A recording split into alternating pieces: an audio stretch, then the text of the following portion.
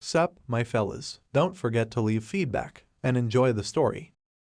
We are facing a war in the world of demons. It is the longest war that ended the fate of demons and humans. The great clash between the two races ended with the death of the demon king Wad by the sword of the hero Arthur. It was with the death of the demon king that calm finally came. But because the Empire had to face a long and difficult war, you have invested tremendous effort in nurturing talent and finding heroes for generations to come. It was this idea that led people to create an academy which gathered talented people from all corners of the Empire. They created an educational institution called the Temple, the Royal Class, a special caste of students which included the genius among the geniuses. In this class was Ludwig, a boy who had a hot temper as well as a developed sense of justice, but who was always among the laggards. It was that sharp sci-fi novel, the action of which unfolded in the temple. However, many people did not like this creation, then all the doulas, that it is not even worth their attention, not even looking at the rest of the fruit of the author's imagination. It was while reading so much heckling that our hero's heart simply shut down. Our hero was looking at his body, and the girl was telling him that the cardiac arrest was due to a sudden heart attack caused by a spike in blood pressure. That girl was from the Department of Soul Management, Grim Reaper Kim. She gave our hero a document and asked him to check its integrity if it was written there correctly. But our hero was worried if he had really died because of a seizure, or he had just read the angry comments. But the Reaper didn't like all this. She asked him to sign all the documents as soon as possible. Our hero realized that all was lost, so he had nothing to lose. He did not even have a choice. After all, right now he could see himself, or rather his own corpse on the chair. He even remembered that at that moment everything began to darken before his eyes, but he could not even think that it was his last breath. He understood that his death was incredibly stupid, and Kim, who had a lot of work to do, told him to hurry up if he finally understood everything. Our hero was already in a state of shock after such a death, and now he was being asked to make a strange decision. What Kim had explained to him was that when someone dies in order to go to paradise, he first of all has to atone for the gravest sins he committed during his life. And his most grievous sins were endlessly starting a novel and writing stories with a horrible script. He was a writer, but he was between second and third rate, and he could barely make ends meet. And his new sin was how often and how irresponsibly he wrote chapters. However, it was our hero who had the courage to create and write a new novel and release it from a new account. The only problem was that everyone atones for his sins in a different way. So our hero asked Kim why being a bad gun is a sin nowadays. In her turn, she made a very clever face and said that in terms of the effect that his dream had on one person was very small. But such action happened from time to time, and in addition to that to many people. Our hero did not understand the strangeness of this system, but he understood one thing. Being such an irresponsible pistol, he would have to atone for his sins by choosing one of his completed novels and randomly reborn as one of his heroes. And it is he who must stay alive until the very end. But as soon as he was told about it, our hero was incredibly angry. He thought that such punishment is very similar to the fact that he will simply go to hell. But Kim thought that it would be easier for him because he would know everything beforehand, and she thought that he would be rewarded rather than punished. However, our hero thought that it all depended on the story he would get into. No matter how hard our hero tried to write a good story, all of his novels were far from a happy ending. His first novel was City of the Dead, a story about a zombie apocalypse, and our hero was sure that he would be devoured within the first day. His next work was Surviving the Ruins. It was a story about surviving in an apocalyptic world. But what chance would he have? Because he is a simple measure, just reading the comments on his work. The third work was Hunter Becomes Manager. It was a modern action story about hunters, and he didn't even have enough time. He would definitely become a minor character who would be ruined on the first day. His fourth creation was Games Miracle Becomes Reality, and he's just a janitor. It was a fantasy novel based on dungeon games. The description said that 99.9% of people die in the process as the game takes over reality. However, at that moment our hero did not care because it was his novel where he was sure to die. However, he understood that there was no other choice. After all, looking at the fifth creation with the title The Demon King's Death, he realized that this is the daily story of studying at the academy, the action of which takes place in a fantasy world. It was his only way of surviving all his incredibly depressing exertions. But still the thought that since it was just a nice everyday story after he himself had died reading the comments about it. It was a novella where the chance of dying was incredibly small, and the final boss dies at the beginning of the story. It was he who narrated the events that followed. He knew it couldn't get any better. Because everything will be decided by random, he does not even hope to get the role of the main character. So he would have to stand up absolutely any student. But what didn't they like about the manga? He understood that it was probably the second part that was the problem. But at that moment Kim said that our hero should hurry up, or else she would make the choice for him. She liked her work City of Dead. Our hero understood that subtle hint, so he said he wanted to go to the Demon King's undoing. Kim said that if so, then good luck to him. And clapping his hands, our hero immediately found himself in the game. He could not understand where he was and why he had horns, what kind of clothes he was wearing. However, at that very moment he realized that he had already been in his novel. Our hero realized that right now he was in it, even without any warning from Kim. He tapped his chest and the window of status appeared in front of him. He thought to himself, what kind of cliched development is this? But when he looked through the window he read that he was Valj Jr. But having read and understood what he had read, he realized that he had become the same Demon King of the lowest rank in his own novel, where he had been exterminated. He wanted to calm down because it was not supposed to be that he would get such a character. He could not understand what sounds were behind the window, but at that very moment his window was just blown to pieces from the explosion. A message board appeared in front of our hero, where it was written that the prologue event had begun. His mission was just to escape from the castle, and here the reward 100 achievement points. In a room of our hero began to get more and more rounds, but after gathering his thoughts he summed up that he was able to be reborn in his own novel The Death of the Demon King, which he himself had chosen. However, as a result of a random selection he ended up in the midst of the Demon King's castle being blown to pieces. He even got in as a character that wasn't even in his novella. He was 17 years old in the game and he didn't even have any fighting skills. He will find himself where the Demon King is killed in the beginning, and he became his son. It was our hero who became Valj Jr., who is the prince of the destroyed Demon Kingdom. Our hero was still running, but understood that Kim had deceived him, because why he got exactly that character. But our hero still understood that the hero is still in the thick of the final battle with the Demon King.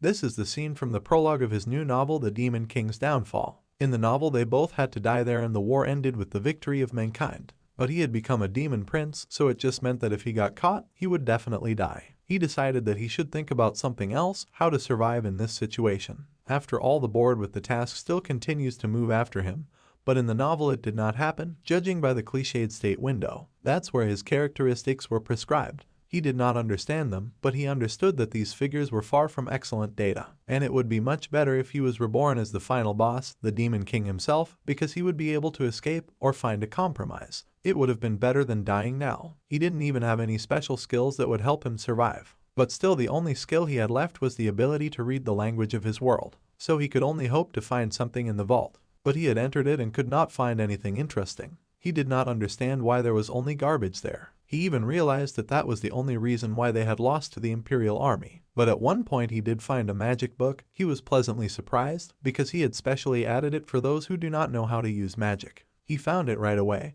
because he hoped that he would find the very spell that would allow him to choose from such a difficult situation in which he was. But his happiness was overwhelming because at one moment he found it, he could find teleportation. However, judging by the noise outside the door, our hero knew that he had to get out as soon as possible. He tried to use teleportation, but it did not work. He could not understand what had happened. However, at that very moment he received a message that he could not teleport because of a barrier to magic. Our hero suddenly felt bad. He thought he was going to die. He didn't even have time to find something useful. Couldn't our hero find something that would save his life? But as he turned another page he noticed a very strange spell. He noticed the spell reincarnation. Our hero immediately used this spell on himself and immediately turned into a human-like entity. Our hero, even after casting this spell on himself, could not imagine if it would work or if he would be caught right away. But he still understood that it was the only thing he could try. His plan was simple, first to reincarnate as a human, then to infiltrate the prison cell, to escape with the other prisoners thanks to the Imperial Army,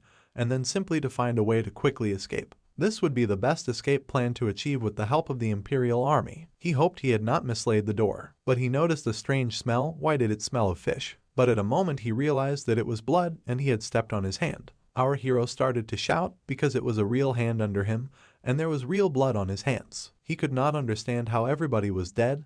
He had not written about it in his story. All what he had written was supposed to be a normal novel.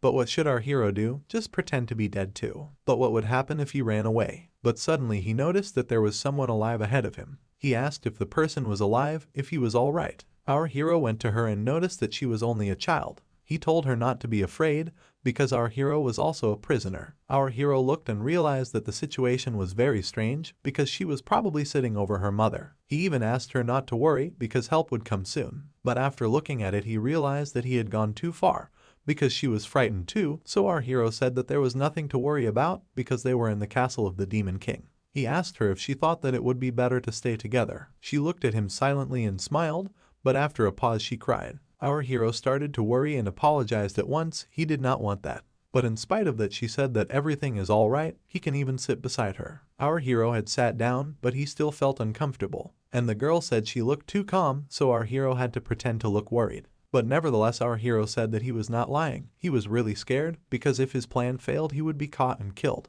But he had no other choice, so if he will fail, so be it. Our hero touched his coat and realized that there is something in it. He saw crackers. Our hero remembered that he had put them in his pocket. He was looking at her. He was not hungry, but he looked at the girl and asked if she wanted something to eat. He looked at her and could not get excited, but why did she take such a small piece? Was she not hungry, or she simply did not like the food? He was about to say that help would come soon, but at that very moment some people came. They said they had found the prison. Our hero understood that all of them, the ones our hero was expecting, had finally arrived. Our hero was looking at them and could not understand why there was such a reaction to those who had just come across the prison. But at the same moment, one of the men knelt down and said that he was very sorry that they had not been able to save him earlier. He looked back and could not understand if the girl who was sitting behind him was the princess. That's when we realized that she was the first princess of the Empire of the Cardias, Charlotte de Cardias. But the very event of the prologue crash for our hero was complete. It was this time that our hero was able to earn 100 achievement points. Then everything happened in the camp of the Imperial Army. Our hero thought that luckily he had managed to save himself together with the princess, because it was thanks to her, who happened to be a good decision. But now he was in a desperate situation. After all, he and the princess with whom he happened to be saved by a man from high society. But in the end he remains a demon who pretends to be an ordinary man, using a spell of low rank, reincarnation. If the mage princess inadvertently said that they might be subject to the curse of the demon king and take advantage of the scattering, then he is dead. On top of that, the princess told everyone to take care of our hero because it was he who saved him. The princess just started taking too much care of him. In short, our hero gets too much attention that he wants to secretly escape. And there was something that our hero could not have expected. A princess was sitting in front of him who was not a character in his novel at all. It was the one about which there was not a word. The princess was approached by the knight, who is Lens, and told that they were in a military camp, but the princess had enough of that. Lens also said that as soon as the Duke of Solarian arrived, they would go straight to the Imperial Palace. She immediately turned to our hero and thanked him for the incident in the prison. Our hero did not see that he had done anything useful to her, so he asked what had he done that was so helpful. But the princess said that even if our hero thought so, she thought he had helped him a lot. She also said that as a token of gratitude she would see to it that our hero got safely to his home. Our hero, however, could not understand how it was to the city and which house, but our hero could not remember the name of any street name. But at this moment our hero was worried that he felt someone's eyes on him. He raised his head and saw Lens, who was staring at him. Our hero knew at once that he had to think, because he was looking at him as if he would cut off his head, and if he was going to delay with the answer, he had to think of something. But the princess made a strange face at once, so that our hero could not even believe, was she so stupid? She looked at our hero and said that probably our hero had to go through a lot. Our hero praised the destiny, because he was very lucky that she was so trustworthy. So at that very moment the princess said through tears that with all her might she would help him to get his memories back. Our hero worshipped her, but Lance warned her that this kind of promise must be kept. But the princess said that she had said everything aloud, so that everything would be alright. Does Lance think that the princess is a liar, that she wants to make her out to be a liar? Lance said she didn't. But our hero thought only that he was grateful to her for that promise, but that she would not be able to fulfill it because death awaits the princess. There was not a single mention of the real conditions of the prison cells in the castle of the Demon King. So the backstory that he does not know must have been automatically generated to establish the order and plausibility of this world. So most likely the existence of princess is one of the results of such generation of the world. So exactly our hero knows nothing about her future, even in spite of the fact that he is the author of this novel. But knowing Bertus, created by him, he will never allow any rivalry if it is a question of succession to the throne. Our hero once more thanked the princess, but he understood that the innocent girl, who had no idea what was waiting for her in the future, would not be ready for such competition. And our hero's own life was on the verge, so there was nothing he could do about it. He just considered himself useless to society. Our hero could not believe himself what kind of thoughts were going through his head. How can he think like that? He just can't set up such an innocent girl. He wanted to warn her because her life was in danger. In other words, if he could get her on his side, she would give him a helping hand, even if something unexpected happened. But the princess had decided to break the silence. She said that she seemed to have indigestion from so much food. She even asked to see a doctor. Lens wanted to stop her because he wanted to keep her safe, but the princess said that there was no chance of danger because she had found out that the Demon King was dead.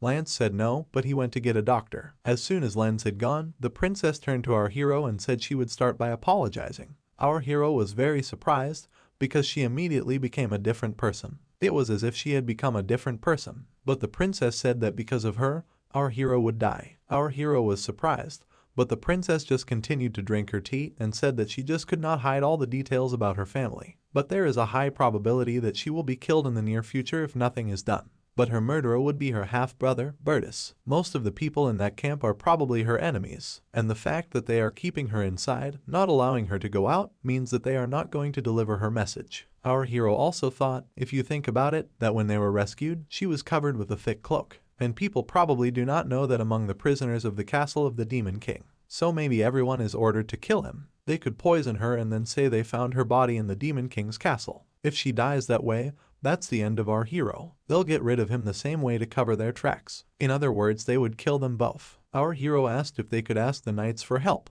but she said it was useless because there was no one she could trust. Our hero clutched his head, for if all this were true, even that knight Lens was their enemy. That is relative to the fact that he would be checkmated. But the princess told him not to worry, for it was she who had made promises to him in her own name. She will help our hero in spite of what happened. She will help him remember his memories. So she said they should just run away. Our hero was very scared and confused, but the princess kept saying that she was just distracting them. But at that moment our hero had no choice but to obey. He didn't even have time to think. But still the question of what had happened with his novel had not left his mind. He remembered at that moment only one thing, the words of Princess, which said that their life was only in the hands of our hero. He went into the tent, but there was nobody there, but he was still perplexed by the fact that he had been given such an important mission at once. Again we see how the conversation between Arsene and the princess proceeded. The conditions were such that there was only one way for them to get out of there, that is, simply to escape. They had to bring Cyrus Francis here. Our hero remembered such a person, but asked the question, who was he? Pritzi asked for forgiveness because our hero had to be brought up to speed. She asked if our hero remembered the knight who had saved her life in the dungeon. She said that William Francis is one of the rare representatives of the neutral faction, who is loyal only to the imperial family. Our hero decided to ask her if it meant that he was the one who could be trusted. However, he asked what would happen if he was already on the side of the prince of the empire. But the princess said a rather eerie thing. She said that if that had happened, he would have killed them in the castle, but that Sir Francis had saved them. He's a great knight and no doubt loyal to the imperial family. Our hero, however, realized that if there really was someone on Charlotte's side among the neutrals, then it was them who had a chance to survive. So our hero had clearly decided that he would do whatever he was told to do by Princess Charlotte. She was glad, because if our hero believed in him, then she hoped that they would both be unharmed. But as soon as the time came, the princess, or rather her eyes immediately changed. She said that it was time to make a path of escape through strict security while pulling a knife. Our hero asked her what to do, but she immediately said she would be the bait.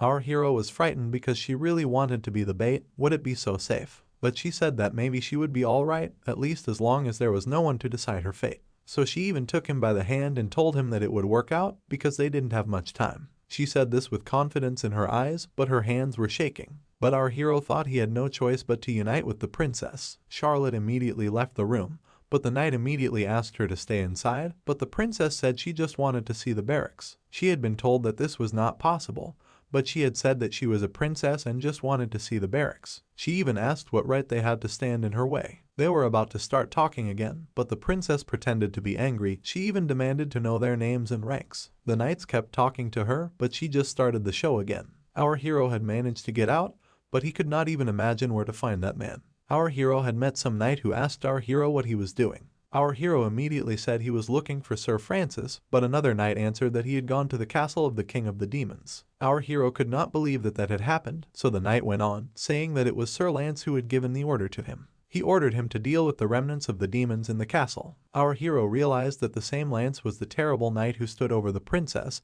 and did he really guess her intentions and make his first move? At this moment our hero realized that they had only one option left. The knight again asked our hero, so what questions did he have to France? And if our hero would deny it, he would simply arrest him. But our hero began to say that an injustice had happened, that Sir Francis was in danger. Our hero realized that he had to make sure that their plan did not fail. He thought that the knight who stood opposite him would immediately go to France. But he asked what our hero was talking about. Our hero could not even imagine such an answer, so our hero said that something very strange was going on around him and the princess, so that for their own safety they had to bring them together. He said that the knight must not believe the words of the stranger, but the knight said that he would believe our hero. Our hero couldn't believe it, because he didn't even deserve any trust. But the knight said that if he had to say why, it was because of the total despair of our hero if he was ready to tell the stranger about it. And also it was in his presentiment, and he does not think that Sire France also suspects something wrong, because when he was leaving, he warned him that someone may come to them.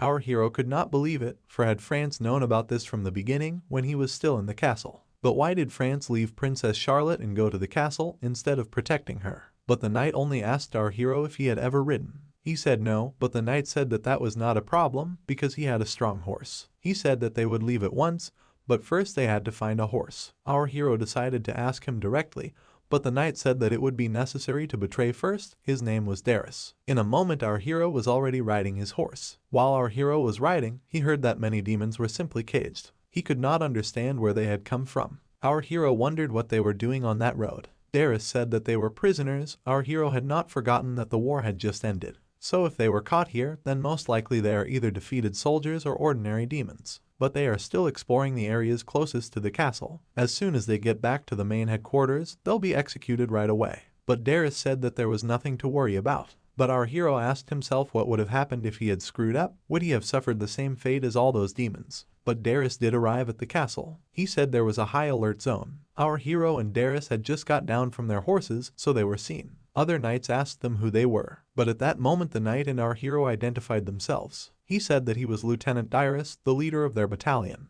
The knights listened to them and understood, so they asked, so what brought them to them? Darius immediately said that our hero wanted to send a message to France, so that he had brought him here. The knight is very surprised by this information, but Darius said that because the information is too personal, he would like to give all the linchos. But the knights said that they had just received a message saying that France was dead because he had died fighting against the resistance of the demons. Our hero was shocked by this because how could he die? Was he really so easily killed by the demons? Our hero was very worried because now there was no one left at the princess's side who could protect him and Charlotte herself. So the knights asked if there was something that they should know about. But Darius said that the information was only for France. Hearing this, the knight immediately left and told them to return to their post because this place was definitely not for outsiders. Our hero had his head in his hands and was very scared. He assured himself that he knew that luck would not turn to him. But was Sir France really killed by the demons that had survived? However, our hero realized that most likely it was a deception because Bertus just wants to get rid of Charlotte.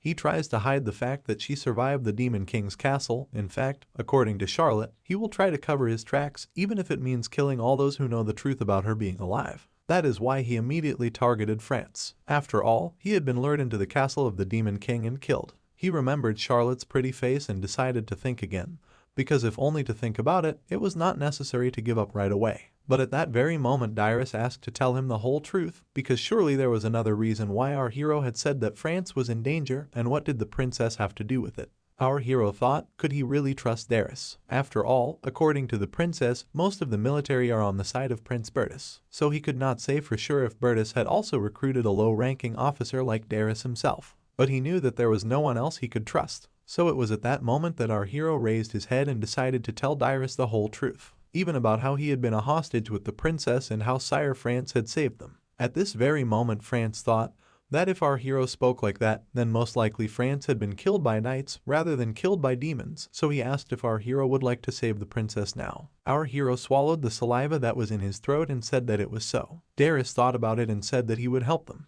Our hero wondered if he would really help them. But Darius said that it would be right because he is a member of France. Our hero was glad, even if he did not trust him completely, but nonetheless, he will help them to escape. Darius immediately turned and went, saying that if they have nothing else to do in the castle, then they must hurry to the princess. Our hero looked at the castle and immediately said that he had a plan. Our hero offered to rummage through the things of the demons, which Sir Darius appreciated. However, as soon as they entered, they noticed a looted warehouse. Darius thought that the knight had done it all, but our hero understood that he had done it all. He said that most likely they would find something interesting and useful there. But Darius continued to call the demons crap, because they had ransacked all the warehouses after they had killed their king. However, somehow our hero decided to rummage through the things. Our hero had already been there, so he pretended to find something interesting. He found a teleportation scroll, which he immediately showed to Darius. Our hero offered to take some of them, because they would be useful to them sometime, and he said that he could even find a magic book. Darius began to think, how could our hero know where all scrolls were, but he was just a hostage. As soon as our hero put all the scrolls in, he immediately said that it was time to move out.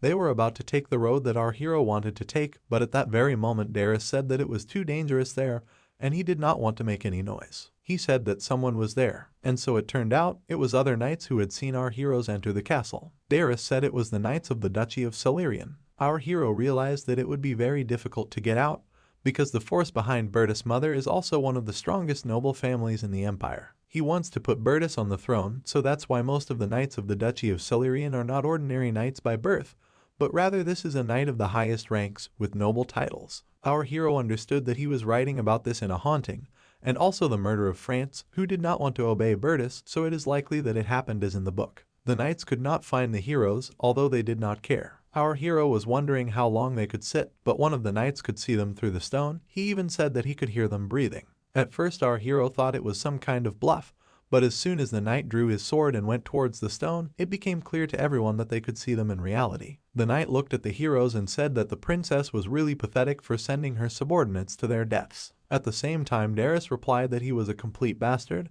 because he dared to raise his hand to the princess. But the knight had no time to argue because he thought that all his words were nonsense. He also said that he would not like to kill an ordinary civilian, but it was all for the future of the empire. Darius stepped forward and told him to stay away. But our hero was worried because he was afraid that he had spent too much energy to get out of the castle, and now he was here again. He wondered if they would really kill him here, but he certainly did not like it, because who would like to die a second time, although not even a day had passed since his first death. But at one moment our hero noticed that the stone statue of the gargoyle had come to life. He knew that in many games, this happens at the most unexpected moment, which was just that. It immediately attacked the entire cast of knights, but our hero could not believe that as soon as he thought it, it immediately happened. Darius said that he had no idea what had happened, but it was their chance to just run away. Our hero and Darius immediately went outside and sat down on the hound. He asked our hero why the statue just started moving spontaneously, but our hero had to lie again that he didn't know anything, because when our hero had moved into his new body, he had noticed that he had some kind of demonic power. That immediately spilled over into a general assessment of abilities as a lower-ranked demon king. He's even pretty sure that he subconsciously awakened that statue with the demon power ability. He even hoped that Darius wouldn't doubt him because of such a small thing. And Darius was focused on something else entirely. He said that our hero and he needed to get out of here unharmed as soon as possible. But as soon as he turned around, he saw crowds of enemies which moved on them. He could not understand when they had caught up with them in the first place. Why were there so many of them? But at one point our hero told Darius to get a grip on him. Our hero immediately looked in the magic book and used an acceleration spell. He decided that it would be enough for a start, just to get away from the pursuers. He was glad that they had accelerated, but Darius could not believe that he knew how to use magic. He was already glad, because there was not much they could do because they were at a distance. But while he was saying these words, an arrow flew to his cheek. Our hero understood that due to the fact that they had crossbows, they could not just fall behind. So he decided that he needed to think of a way to get rid of all the knights at once. Our hero probably found a win-win option for himself,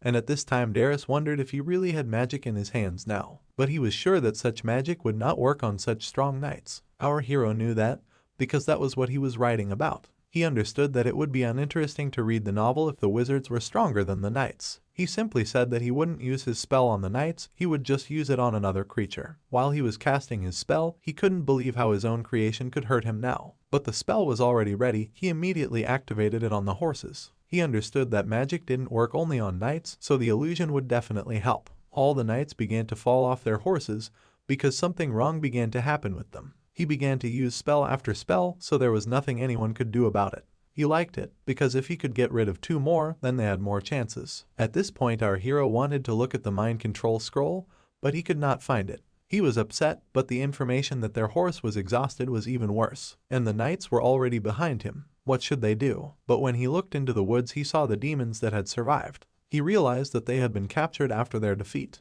But just at that moment our hero had a strange feeling, the same feeling he had when he could control the gargoyles. He subconsciously thought about it, so the biggest demon came down in a rush. Darius was frightened, for he thought they were about to die, yet that demon swept past them. The knights saw all this and could not understand how their allies could not cope with ordinary demons that were under their control. Our hero asked Darius to go away, and he thought that he was right because the demon power was working for them too. But Darius could not understand how every time they were helped by the demon power, every time they were cornered, they were immediately helped by something. But he understood that it was not necessary to suspect our hero, because first it was necessary to save the little people. As soon as Darius and our hero arrived to the camp, they were met near the room of the princess. But the knight didn't want to let them in, so Darius said that it was time for plan B. At the same moment, Darius' blade stabbed him right in the knight's neck. Everyone noticed what was going on, so Darius ordered our hero to go after the princess. Our hero entered her plateau, where two men from the church were standing over her. Charlotte was surprised at him, but our hero only asked her to close her eyes, for he immediately used a flash. Everyone went blind, but our hero took Charlotte by the hand and used a mass teleportation to the capital of the Empire Guardium.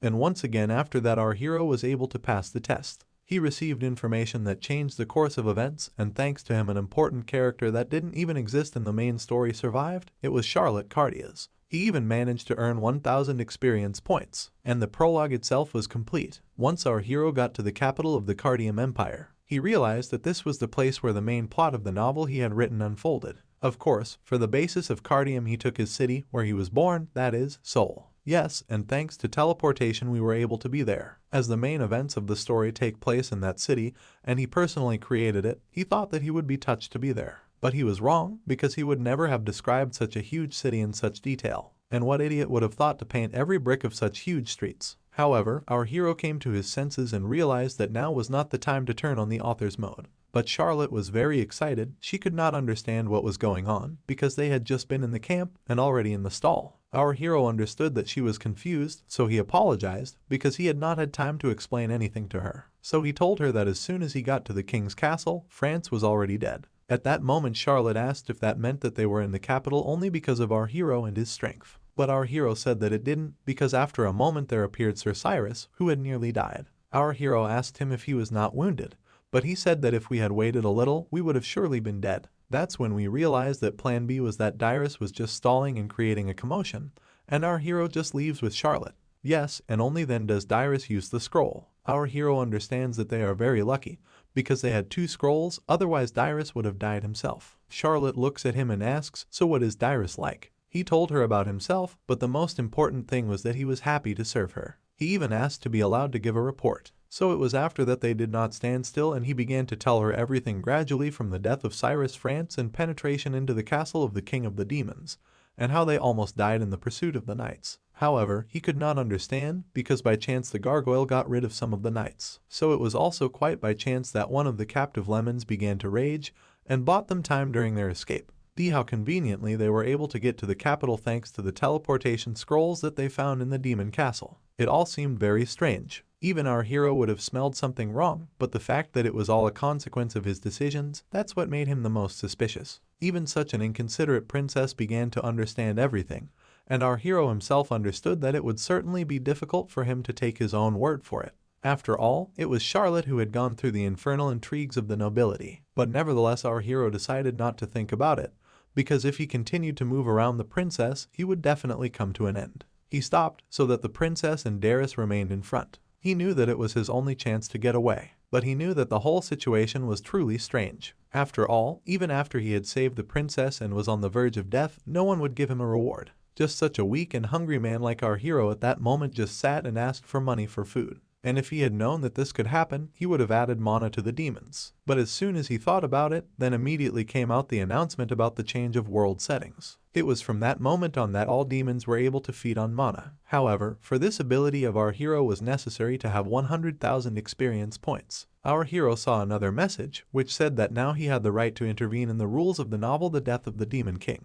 It was his failed novel, which was rated as disgusting verbal diarrhea. Our hero began to receive message after message, but at one point one message caught his attention. He was hit with a list of tests. He looked through them, but there were very strange tasks, like to go to prison or to give a bream to emperor. Yes, and a list of what he can pump or preview, that is the ability to see how actions will decide the fate. However, not everything can work, and everything that he will add to this world cannot be removed. Our hero did not understand why everything is so difficult, but at the same moment our hero was given everything much easier. In the 1ND he cannot directly affect the events of the world. In the 2ND, intervening in the basic moments of the plot cannot work, and 3ND you cannot use the skills that break his world. At the end the hero was angry, but he needed to calm down because while everything seemed complicated, but this was his salvation. He had very little experience points, but he decided to see what else the game has to offer. He looked and saw a reward called Writer's Tip that was worth 150 points. It was worth 150 experience points. He wondered what it was. However, the vague advice was strange, so he decided to look in clear advice, which told him to go to the shop of magic items. That was what he thought at first. He could not believe it, because the game forced him to sell his book of magic, to earn some food and just to make money. However, it seemed to him that this solution would solve all his problems. But as soon as he went to one of the salesmen's houses and showed the scrolls to the clerk and to the other people, everyone told him that everything he had was trash. Everybody thought that everything our hero gave them was garbage. Absolutely everybody thought that he was trying to trick them or encourage them by using false bullion. But he thought it was strange that they had told him to go to the magic shop. Didn't they mean to sell the scrolls from the book? But when he went to another magic store, he thought only about having enough money for food. But one of the salesmen asked him to redraw the scroll that he had been given. Our hero looked at it and saw that it should be the fireball. Our hero was told that he is pretty good at drawing, so he offered to split his earnings 50/50. And if our hero can do it all by tomorrow, he will be paid. Our hero did not like the fact that everyone thought that everything our hero offered was a fake. But when he went out in the street, he could not understand who could use 5 silver coins, and he would rather sell it. Yes, and he is not sure that he can redraw at least one scroll. And what will happen to the man who tries to use it at the most critical moment? Our hero had already exhausted himself, however it was still very strange that no one could recognize the value of these scrolls. Our hero thought that they may be rare, but he went to the last store of magic goods. He thought that if he could not sell there, he would finish here. He did not expect anything, but when he went inside he did not see anyone. He thought that there were very careless people, but a woman appeared behind our hero. She asked him if he was looking for a potion or a scroll. But our hero only wanted to sell the scroll. But she asked if our hero hadn't been taught that it is wrong to cheat adults. She said that she usually does not buy such things, but she can pay 2 gold coins for them because she does not want him to walk with them in the streets. But as soon as she took them in her hands, she immediately asked our hero to tell the truth. Where did he get those scrolls? Because it was a magic formula that demons use. She put her hands on our hero's shoulders and asked why he needed them. Our hero was very worried because he thought that he had come to the end once again. We understand that magic exists, he knows it well, but he cannot even say for sure how it exists. He hasn't even described in his novel how it works or what exactly causes it. And that means that he couldn't exactly tell the magic formula from the demonic one. And since all the salesmen weren't magicians, they didn't know anything about it. They could not mistake his scrolls for real, but it was this girl who was able to recognize the demoness formula. He immediately said that it would be in his own interest. She repeated her question, so where did our hero get the book from? Our hero was looking at her and could not understand why she had stuck to him so strongly, like a leech. What was she to say? But our hero stepped aside and asked, could the very same information window make the girl with the questions stay away from him? But that would require 3,000 experience points. Our hero was arguing with the window, so the girl asked him what he was doing. Our hero didn't know whether to tell her everything or not, so he only told her that he had found her in the castle of the Demon King. But that did not make her happy, so she began to approach him again. Our hero immediately said that he would explain everything. But after explaining himself, she told him not to bullshit her, because if he had really saved the princess, he would surely be awarded or given a noble title. But our hero tried to prove that he was not lying, because when they ran away, they were attacked by knights and there was a high probability that Prince Bertus would try to kill him. It sounded too well for the girl, so she decided to believe our hero. Our hero wiped sweat from his forehead and realized that it was very good to be a liar. But the girl smiled and said that since the Demon King had passed away, all was well. She began to smile and say that those must have been very excited about everything, so she asked me to let her comfort her. She came up to our hero and hugged him, which he liked very much. Our hero had tried to keep the image of the sufferer, but he had felt uncomfortable. He had just wanted to eat. But at one point the girl said that if he was in the castle of the King of Demons, then he is under a curse, so he asks to allow him to lift it. Our hero did not understand, but it was too late. She was standing in front of him, aiming her curse at him. He knew that he couldn't let her do that, because then the camouflage would come off. The dispersal occurred, and our hero immediately began to transform back into himself. Our hero tried to explain everything, but at that moment the girl knelt down in front of him. She asked him if he remembered her. She had taken off her camouflage too, and she appeared to be a vampire to our hero's surprise. She asked if our hero really didn't remember anything. But though the vampiress was surprised at such a turn, she told him to go away because they might be seen. She asked to go to her room on the 2nd floor and to continue the conversation there. Our hero did not understand what was going on. As soon as our hero and the vampire had sat down, he was offered a snack. So when our hero had sat down to have a sandwich, he was asked once again if he had really lost all his memories. But he answered that he had forgotten absolutely everything except that he was a prince. The vampire said that it would be better for them because he had got exactly to her with this scroll. However, she realized that she had not yet introduced herself, so she said that she was Ailaris and a member of the Squad Implementation Tuesday Army of Demons Guardian. From now on, she will serve our hero. Our hero could not understand anything, because even this he did not add to his storyline. But our hero asked, what is a vampire doing in such a sunny place among people? But she only replied that she was just living in the shop to save on rent, and that she had no other choice. But there was still something else that he should have known, that there were 2 more demons in the capital besides our hero. One of them was hiding under the identity of Count Argon Ponfi. He was a demon of transformation, and the other one lives near the bridge of the bronze gates on the bank of the Aran. Sarkigar is the one who kidnapped the princess. He is the best master of the magic of transformation, so that is why he was able to penetrate so easily. Our hero decided to ask about the other one, because it is clear why we have to be careful with the demon of transformation. But Irene, on the other hand, controls a faction that frightens all of Guardium. Thanks to her talent for close combat, she was able to create almost an entire army. Our hero realized that everyone in the squad that would serve him was incredibly strong. He understood that she was the leader of the gang, but how did she take the money? But the answer, which was that she sells candy, did not satisfy our hero. He just did not expect it. But the vampires had asked if our hero had really eaten nothing, but she was still glad that he had survived, because now there would be a chance to rebuild the world. But our hero said that he was not ready to rebuild the demon world, because if they would decide to attack people again, everything would happen again. He knew that gathering demons together was the same as sending them to their deaths. The vampires had cried out that he must, like a king, restore the demons. But our hero was convinced that the time of the demons had come to an end, and he did not want to become the head of a nation that no longer existed. He asked her to stop acting like a servant. She was silent at first, but then she apologized. Our hero must be exhausted, so she asked him to rest. Our hero wanted to stop her, he thought that too much, but our hero even thought that she was happy for a moment. But still, what the hell was going on? Our hero was lying on the bed and looking at the vampire. He liked her a lot, so he asked her a question, what was he like before? The vampire immediately began to stammer and say that he was the greatest, but he realized that it was not so. So he just decided to turn around and said that he would go to sleep now, because tomorrow there will be a meeting with other members of the squad. Our hero had asked where she would sleep, but realized at the same moment that he had committed a fatal mistake. In a moment there in his bed was the incredibly beautiful vampire. He could not believe that this could happen, because until that moment he thought and was sure that his rebirth was a living hell. But at moments like this, he really enjoys everything. So it was morning and our hero, along with the vampire, set out on their way. The whole capital was in tears because of the unusual event. The resurrected princess and the death of a hero, as well as the death of a demon. But of course everyone rejoiced, because at last the war that had taken so many lives was over. Everyone shouted, either for the princess or for the hero. They were really fed up with all these wars. And here our hero, instead of participating in the feast, headed for the Manhwa train in the Aligar district. After that they headed south in the direction of the Bronze Gates on the coast of Irene. Thanks to Ale's strength they did not have to walk from Yongsan Station to the express bus terminals and wander through Banpo Hanging Park. However, once our hero arrived at the place, he saw the whole essence of the bottom of the Bronze Gate.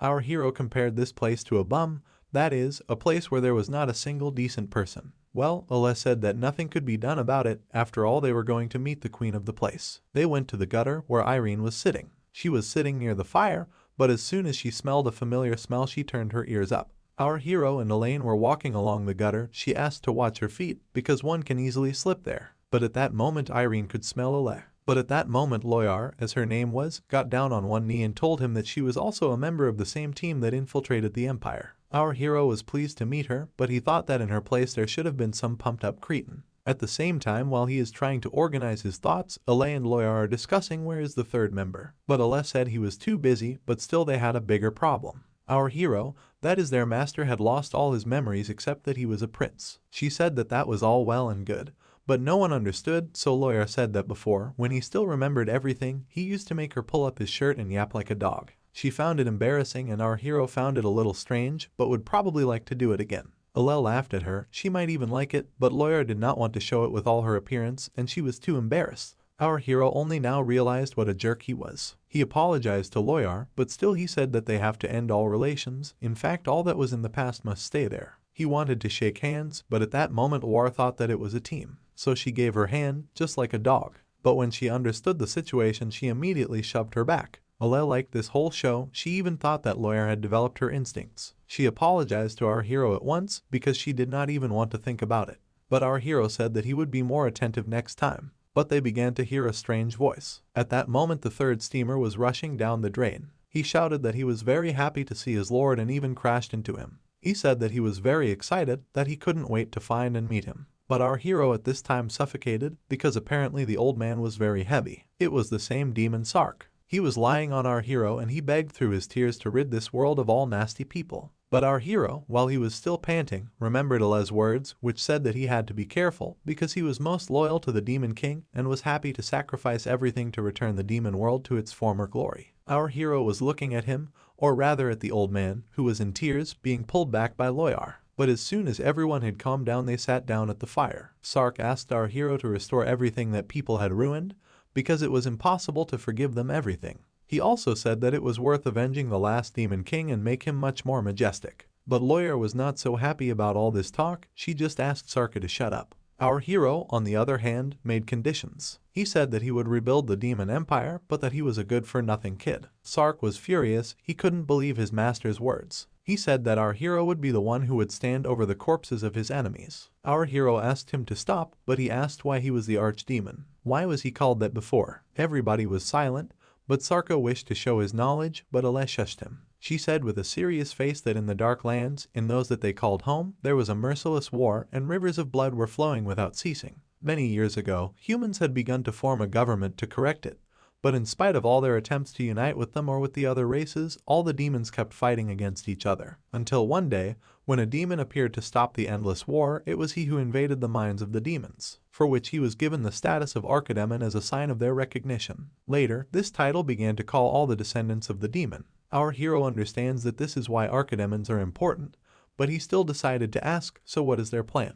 But Sark said that our hero would have to become much stronger than he is now because he would have to return to the old lands and unite all demons again. But our hero thought it was too risky plan because they are now in the very heart of the enemy territory. It's in the capital of the empire. It is our hero who wants to learn the culture of the people and then build a strategy. Sark was immediately fired up again. She said that this was exactly what she expected from our hero. He can't even stop his tears seeing how brave our hero is. But our hero had only understood that it would be more convenient to live in a city than in forests and similar places. So at that moment Sark even suggested an idea.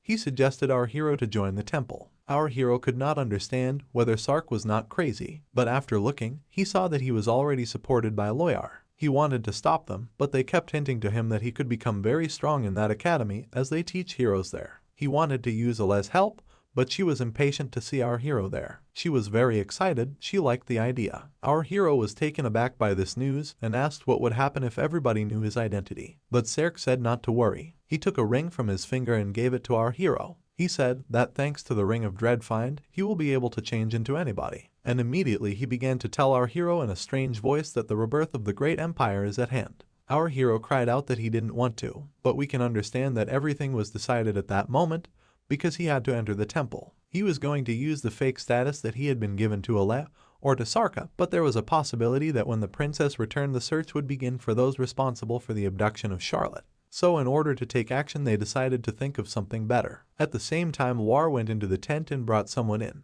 She was met by a man, so he asked her to introduce him to someone. At the same moment Loyar introduced her trusted brother to him. They shook hands, but at that moment we could see our hero with the white hair, who called himself Reinhardt. We see again the very moment our hero was sitting by the fire. Ale told him that if he would keep the name of the Demon King, there would be a good chance that he would be unmasked. They began to propose to him each name, however at the same moment he proposed the name Reinhardt. Yes, and also he would be able to change his identity and appearance. It was at this point he already had such a false identity and status with which he could enter the temple. Lawyer asked that man to make him an identity card as well as simply to arrange his life, sending him to the temple.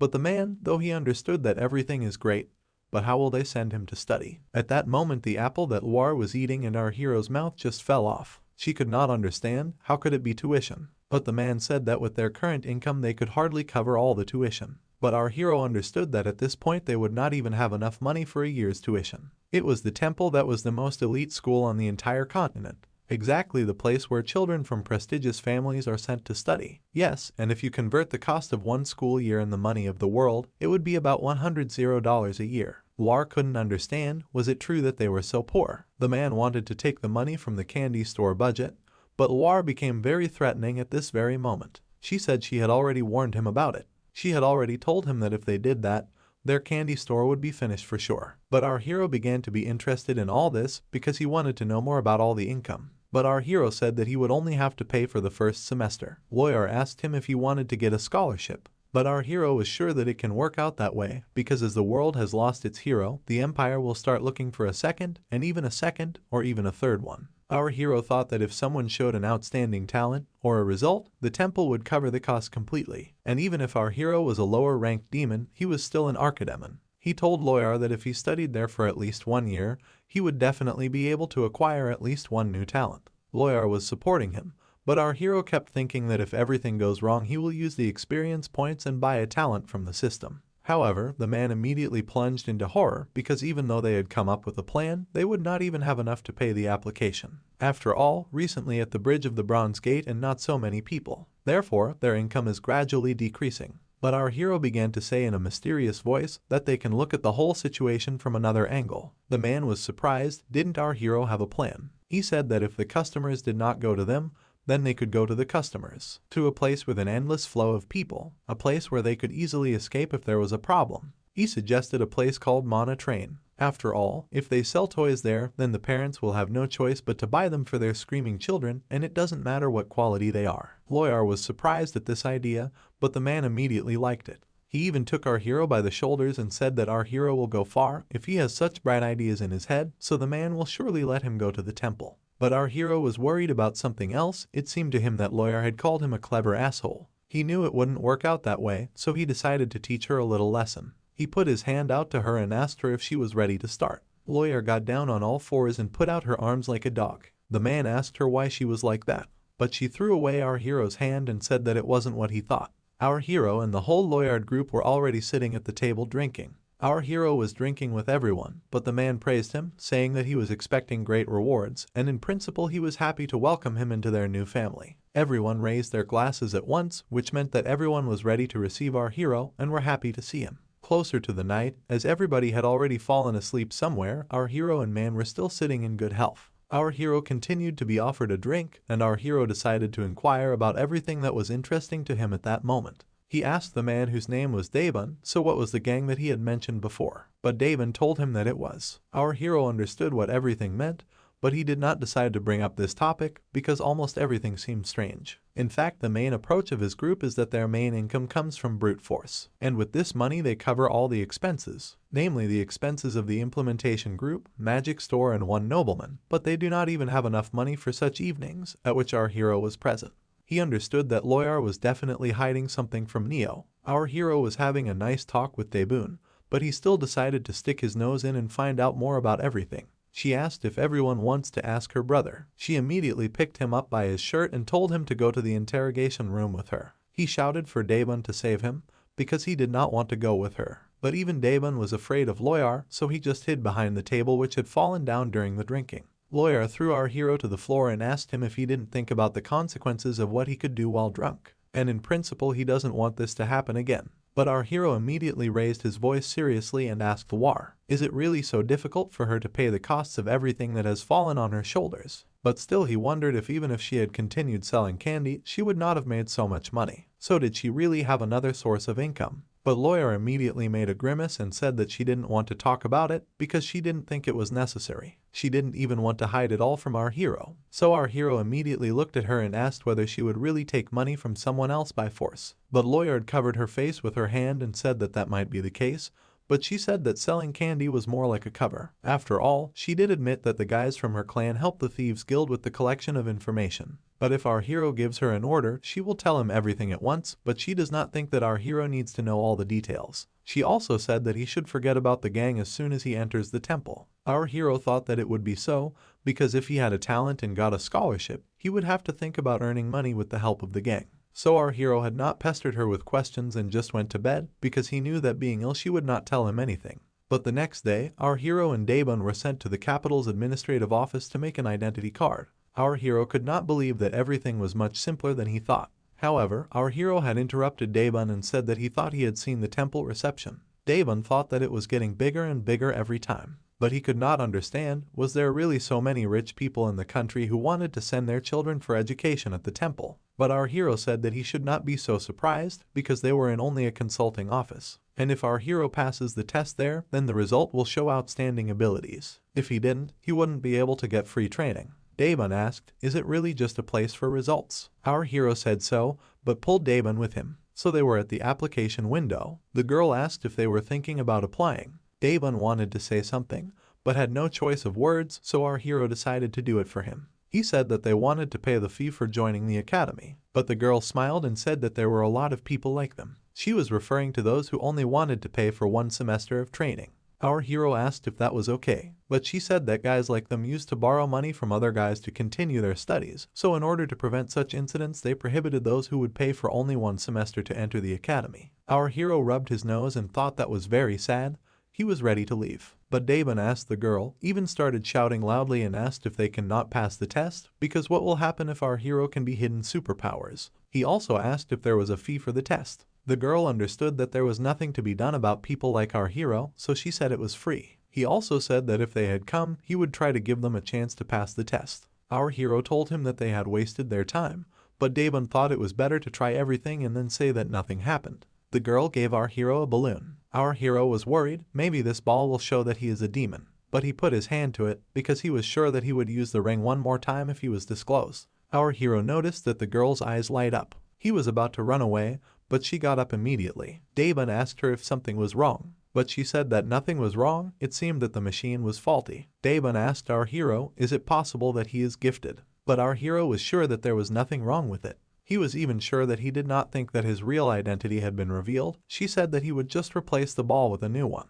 However, he still decided to think that his stats were much better than the others. However, at that very moment the girl put the new ball in front of our hero and said that this one should work properly. Our hero reached for it, however it behaved strangely again. The girl asked our hero to touch the ball once again. So our hero thought that he just had a hidden talent for breaking such magic balls. But the girl just screamed. She could not believe what she saw on her device. Daebun just couldn't get off the glass because there was no way he could see what the girl saw. The girl simply said that our hero's potential was not up to the talents. It is not even enough to call our hero an outstanding genius. But the orb says there's a good chance he'll be successful if he studies hard. They don't admit potential candidates to the academy, but we always show results after the test. She showed our hero the ball and our hero saw that he has a potential for absolutely everything in the world. So judging by the results, our hero can use both holy and dark magic. She said that it was the first time in the history of the empire. Our hero was perplexed, but Daebun shouted with happiness, even gave him a slap on the cheek. He said that he knew that our hero had a talent. Our hero was lying on his scoreboard thinking that he attracted too much attention. Loyar was sitting at this moment our hero and asked him if he had limitless talent. Could he really be the future elite? But our hero understood that it would not be as unexpected as one might think at first. After all, he could choose any path for himself using achievement points. He could even become a skilled archer, mage, archer and more. He can even just get talent in any field if he earns enough experience points. So that's why they called him a man with limitless potential. Daebun came up behind our hero and asked why he was so sad. But our hero said he was fine, even that he would not be terrorized by clubs anymore. But Daebun was probably happier than our hero and saw the credit for it. He said that it was thanks to him that he had learned about his abilities. It is our hero who should thank him. But our hero looked at all this with a very strange expression on his face because once again history had given him a surprise, and he was going to be part of the main plot after the start of his studies. However, he understood that at this rate, he could just be assigned to the royal class. Royal class is a special class of the Academy Temple, exactly the same elite place where every student receives a scholarship, even live in fancy dormitories with huge financial support. Without any restrictions, they can attend any classes. It is they who are the greatest talents of the empire. During the first semester, our hero can study and earn a lot of experience, but just thinking that someone like him can get into a royal class makes him restless. Our hero, when he came to Ella and told her everything, she was surprised because our hero was able to get into the class. She said that this class is the most elite among other classes. Our hero was not happy about this, so Ella asked him if there was something that was bothering him. But our hero knew that the main character would soon appear in the Class A, the protagonist of the novel he had created. His name would be Ludwig, the student who had been transferred from Class 1B. He hated Class A because of the ridicule of the social ones, but over the course of the story he grows closer and closer to his classmates. In other words, most of the students in class are arrogant freaks with big egos. Our hero asked Ale if he really should be happy that he has limitless potential, or that he will get such a high score. But he thought that the burden was too much for him. Ale looked at him and told him that he would surely succeed. Our hero was still depressed, because the only advantage was that he knew everyone from Class A. So if something happens, he could not survive with only unlimited potential. But Ale continued to encourage him, saying that they would do their best to help our hero. She asked if he could leave the campus, to which our hero shook his head. But he asked why Ale wanted to send him to the temple. If he really becomes as omnipotent as Sark wants him to be, what will happen if our hero changes his mind and starts a new war? But Ale was sure that if he spent enough time in the world of men, he would stop hating them. But our hero asked if she could accept it. But Ale said that she would solve all problems as they come, so at that very moment, with a snap of her fingers, a bag appeared in front of our hero. Ale said that it was his new clothes, because he did not need only a uniform, and gave him his necklace. Our hero asked what it was. But Ale asked our hero if he remembers her nickname, Tuesday. Our hero asked if that was the nickname she had given him when he first came to the shop. She answered that she had, and also told him that long ago the vampires had 7 clans called the 7 Knights. The Monday and Sunday clans had disappeared many years ago, and their magic had been forgotten along with it. But the other 5 clans continued to develop elements according to their names, and they also passed this knowledge from generation to generation. And what Ale gave to our hero is the treasure of their clan. The symbol of the clan leader is Tuesday's flame. Our hero asked if Ale was the leader of the clan, but she said only that it was possible. But he wonders why she gave him something so precious. Ale has said that she did the same thing that Sark did. He gave him the ring of his clan, the very powerful artifact. She also added that this necklace would allow him to use fire magic depending on his mana reserves. She asked if our hero would like to try it. But Reinhardt's hands were shaking. Could he really use fire magic? He got up on his feet and understood that now he can use what almost every inhabitant of the earth dreams of. He put out his hand and lighted a little. He asked why so little, because even the lighter gives more. But Ale looked at all this and said that he should not get used to such flame, because the stronger is the enmity to him, the stronger will be the flame. So she hoped that our Reinhardt understood why she gave him the flame of Tuesday. Our hero thought about it, and realized that she didn't want our hero to hurt anyone, she was only trying to protect him. Our hero said thanks, and that he would keep it, and that he would try not to use it until the graduation. Ale was very happy about that, so she made a very satisfied grimace. Our hero went back to the clan settlement, but at the same moment a bag with gold coins was shoved in his face. He asked Lawyer what it was, but she answered that it was his allowance, because this money was intended to pay the tuition fee.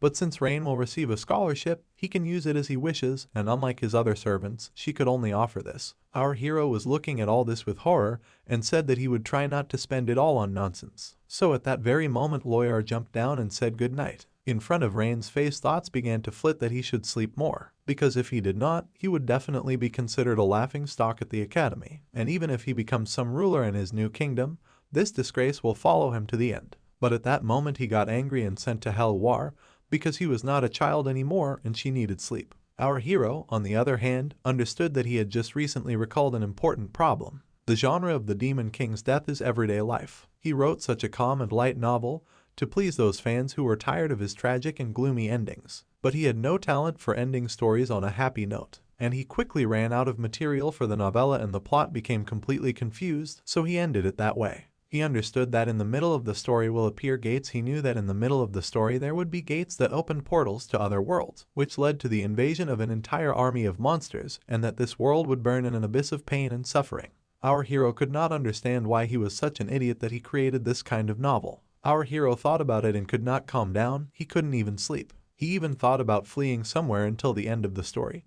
But he realized that the inhabitants of this world must not pay for his own moronic behavior. He asked himself to pull himself together, because it was because of him that everything would be destroyed, so he should take the responsibility. He should study in the temple, become stronger and earn experience points. He will use Ravija to prevent monsters from going through the gate, or he would just go into battle himself. He was determined that if it was the destruction of the world, or whatever, he would not surrender and would not run away like a coward. So already in the morning, outside the academy, everyone announced that all the students received a student card and also a letter of admission. They also asked the newcomers of the royal class to go to the lobby of the dormitory at 1 p.m. Our hero looked at the whole academy and couldn't get excited either. He was at first struck by the capitals, but who would have thought that his shoddy detailing could weld something like this? And how much dough did they put into it?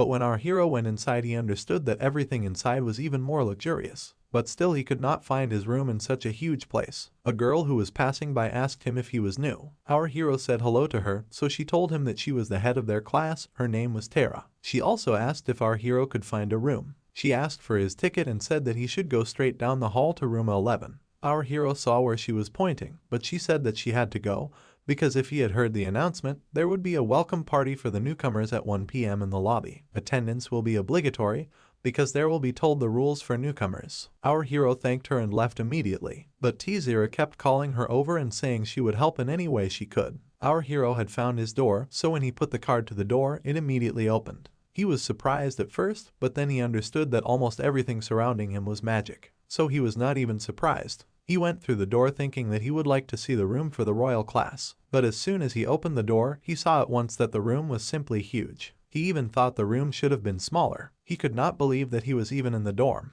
He understood that at first he was surprised by the capital, the temple, and then he was surprised by the dormitory. But as soon as he had finished enjoying everything, he noticed that in his room there was a strange gift. He wondered what it was. Was it a housewarming gift? Is it possible that all the employees of the temple are so polite to their tenants? But as soon as I opened this gift, I saw there a map of the temple, the rules of the dormitory, a small list of the rules of the dormitory, a small snack and a pen with notepads. It was exactly as our hero thought. It was a housewarming gift. Our hero went to bed and realized that everything was fine, because now he also had time to remember the most important characters, Bertus and Ellen, the Holy Knights. But as soon as he began to remember the pupils of Class B, all the pupils were asked to assemble in the main hall. Our hero couldn't think, for had the time come when he had to go. But when he had a look at his book, he saw that he could remember only a few characters. But it is these notes that will help him to understand who is who. But as soon as our hero had come to his destination, he could not remember anybody, because he could recognize only half of them even after preparing notes. But when he looked up, he saw the seniors. It was them who had a murderous look which told him that somebody's face needs a brick. So our hero did not even expect that so many people would come to stare at them, and as far as he knew, the seniors should not be interested in the first year, so why are they here? However, while our hero was standing on the spot, someone stepped on his foot. He apologized, but our hero was lying on the floor. He looked at the guy and asked if he hadn't been taught to watch his step. But it was a kid who asked if he had hurt himself too much. Our hero looked at him and realized that it was the same guy. It was the kid who introduced himself as Ludwig. Our heroes got to know each other and shook hands. Ludwig had noticed that everybody was getting ready, so he realized that everything seemed to be starting. At that very moment, our hero saw the protagonist of his story, Ludwig. He finally realized that he was in his own novel. The girl was starting a party, so she asked everyone to sit on the chairs in the center of the lobby. Our hero at this time could not understand why there should be 10 people in Class 1B, but he saw 11. Did someone add another hero because of his sudden appearance? However, it was impossible to believe that Reinhardt would be the last one in Class A.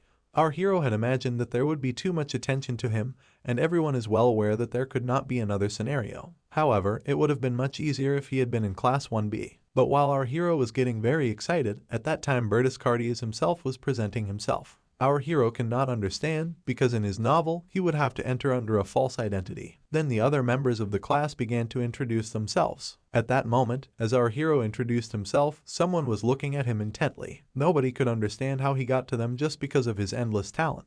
But our hero had heard whispers about him even after his introduction. He felt a little uncomfortable, but at that moment he noticed that there was somebody they had added to the class. Charlotte Cardias had been added. She was definitely not supposed to be with them. The temple is not subject to the structures of external power. As a proof, besides Bertus and Charlotte, there are no members of the imperial family in the king's class. This means only that even the imperial family is not able to enter the temple, not proven talent and appropriate talents. However, if the first Prince Bertram graduates from the academy with honors, then this fact alone gives him tremendous power in the future, thus being the undisclosed villain of his novel. Entering the royal class is his first step toward realizing his selfish ambitions. But what about the first prince and the first princess both got into the royal class in the same year of study? This was certainly not the case in his novel. Our hero thought about it, because he thought that the course of history had changed because initially he and the princess had to die together. But Bertus would also have to hide his real identity. But it was in his world that he revealed it from the very beginning.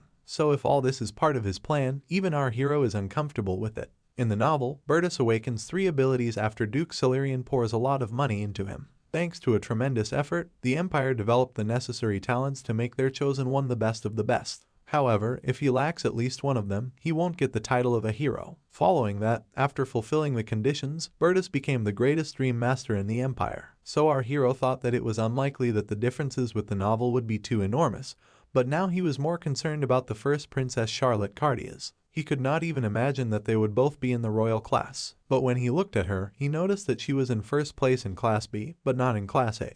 Does that mean that she was not up to Bertus' level if she couldn't get into a class? Our hero is afraid to imagine what could have happened if they had been in the same class. He even wonders if the teachers were upset by the fact that the royal class was the first time members of the imperial family had been accepted. But while our hero was pondering, the lead-in had already come to an end, and everyone began to listen because the rules of the royal class were about to be announced. In the royal class, as in the temple itself, all students are on equal terms. The difference is the difference between higher and lower classes. Whether you are a commoner or a nobleman, there is no difference for them. It is well known that the temple would not be able to exist normally if there were a dispute about whose family would have more power. If you still decide to press your status on the others, you will immediately receive a reprimand from the president of the student council. If you have a lot of remarks on your account, a pedagogical council will be appointed. After the decision to discipline is made, all students will have to prepare for expulsion. And also, the temple received a letter from the imperial palace. It was written something interesting. Although the elder said that they do not read it often,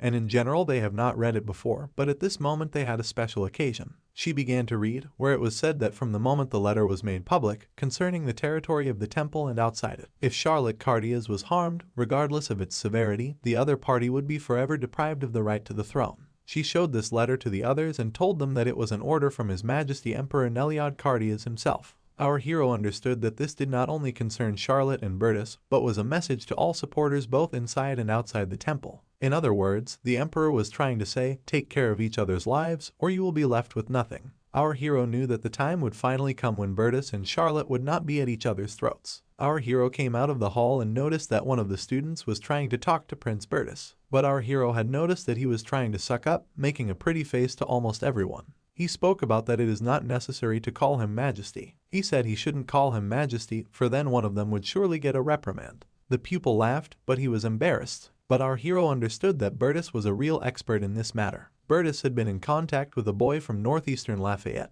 But our hero still thought that Bertus was a conceited fop, because as soon as he showed up at the academy he had already sat on someone's ears. Bertus immediately apologized to his interlocutor and immediately approached the girl. Our hero did not understand what had just happened, because how could he just walk away from the conversation with the boy? But Bertus kept on talking to the girl with the black hair. He asked her not to get angry, because he just wanted to get to know all his classmates. He also told her that apparently she was also supposed to be a 1, but apparently the administration was too cautious. Our hero did remember that it was probably Ellen, a 2. She wiped her hair and said she didn't care about such things. Our hero recalled that in the king's class she was originally a 1, but she was moved to a 2 because of Bertus. She doesn't spread that around, but she's gifted with a revenge talent that surpasses even a 1. She also has another real name, Artoria. It is a word close in meaning to the hero Arthur. It is the hero who overthrew the demon king, sacrificed his life. Ellen is Ragan's younger sister, Artorias. Our hero was distracted by the protagonist of his story while he was thinking. He asked for everyone's attention and also wanted to wish everyone a good time. But at that moment everyone looked at him like he was a fool. All looked at him with a very strange expression, and our hero understood that the welcome party was in full swing. Our hero understood that his boss had left a bad impression of himself by trying to talk to the class. But when he realized that no one would answer him, Ludwig went straight to our hero and told him that it had been a long time since he had seen him. He even remembered the name of our hero, Reinhard. He held out his hand, so we asked him to be kind to each other. However, the girl who was sitting on the armchair noticed this picture. She did not like what was happening, but what she did not like exactly could not be explained. Ludwig wanted to go up to her to say hello, but she left immediately. She asked him to stay, because they were in a block of Class A. Ludwig was very excited. Why shouldn't he be with them in that block? The girl could not say anything, but said she was sure that only complete idiots from Class B would hang out in their block. However, immediately behind Ludwig appeared Bertus, who said that Harriet was overreacting. He immediately frightened the prince,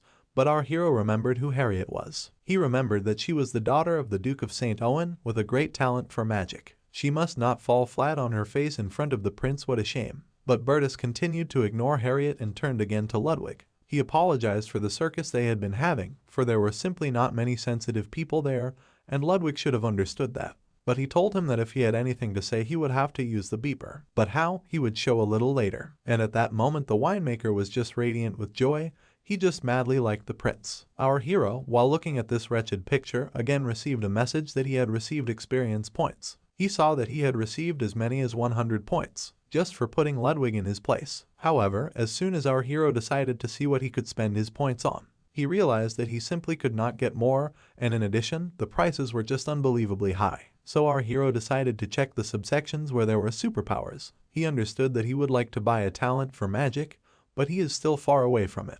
However, in the initial stages, their superpowers would be terribly weak. They are hard to control and need regular training. So it was still decided to just save up some more experience points before choosing and getting a superpower. So our hero will make a decision after looking around there at the academy. Despite the fact that the royal class introduction ceremony was held separately, the whole process was still pretty simple. The headmaster introduced each class to their class teacher, and then they were taken to a private classroom building near the dormitory. Reinhardt thought there was nothing special at the ceremony, so did it mean that even the prince and princess would not do anything to each other. However, our hero was spotted looking out the window. The teacher asked him not to be distracted. At the same moment, we could see the class teacher Reinhardt, whose name was Eppenhauser. He said that on Mondays and Thursdays, they would have a common class, and on Tuesdays and Wednesdays, they would have a class to which they had signed up in advance. And he appointed Bertus as the leader, so the management of the team and suggestions should be made through him. He also said that if they want to change the leader, it will be necessary to discuss it with the class and then report to the teacher. Everything that should be known to the class, the teacher will pass on to the class through Bertus. But he had one exception. He said that he would have to speak to him directly if they had witnessed a fight.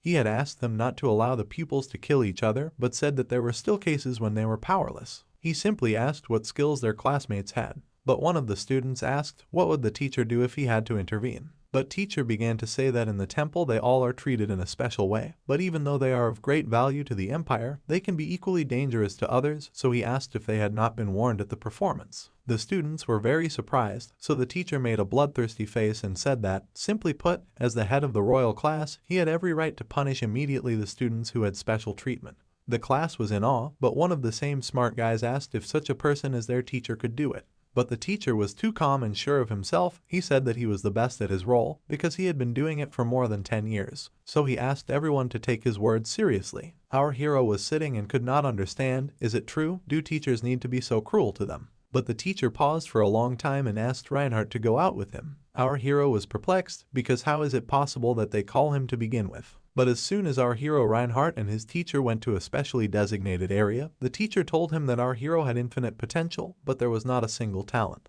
The teacher asked him to look at the sheet where the superpowers were written. He said that they would receive new skills, which would be stronger than others. After all, they had clear ways to develop their abilities. But turning to our hero, he said that he had potential in every field, but that he had a talent. Probably, our hero cannot even decide the field in which he would like to develop. Our hero could not understand, did his teacher try to help him? But our teacher went on to say that sometimes it happens so that someone's potential and talents differ from what they would like to do. He had seen it many times, but unlike them, our hero has an advantage to choose absolutely any field. But our hero decided a long time ago that he wants to learn superpowers. His teacher looked at him and said that he has potential in everything, but his superpowers included in it. Our hero said that it is more likely because he has limitless potential. Our hero named superpowers because they are cheap, and he just likes the teacher's reaction to his words. However, the teacher, looking at the file of our hero, said that the rules of the temple cannot attend classes on superpowers pupils who do not have the appropriate talent. However, for the royal class it's a little different. So the teacher warned that Reinhardt could be kicked out of class if he didn't perform well. So the teacher said that our hero would only have one discipline at the moment. He had given him a timetable and said that our hero should not even ask him to change it. He also warned that it would be difficult to get and learn abilities only with effort, so our hero shouldn't be afraid to try other spheres. Our hero even blushed at these words, but thanked him for such kind words. Our hero went into the classroom, thinking that the teacher was much better than he had imagined. But as he entered the classroom, he could not understand why everyone was looking at him as if he had something on his face. But when he turned around, he noticed a student who was laughing, asking if our hero had any talent. Our hero did not see anything wrong, so he answered that it is so, but the student started to shout, how could he do this? He really had no shame. He is in the royal class. Yes, and whether it is possible to let in such a cash with some kind of boundless talent. He even said that their class is a class for the most gifted, so how did our hero even get to them? not even in Class B. However, our hero just told him to shut his mouth, which immediately put the student in his place. He asked how dare our hero, but our hero couldn't understand why he was mad at him in the first place, not because of his but because of the committee's decision. Did he think he had been bribed? But how would he explain the moment he was in the same room with him? Does he want to say that he is better than the temple administration? The pupil began to stammer. He did not know what to answer, but our hero kept pushing him. But the pupil answered that he was no better than the committee. So our hero came to him with a face full of anger and asked, why did he open his vile mouth? After all, if you look at him, you can immediately understand that he simply has the ability of a huge stock of mana, but no talent for magic. At that moment the student number 10 had already sat down on the floor and almost cried, but our hero put his hand on his head and advised to meet in such sports,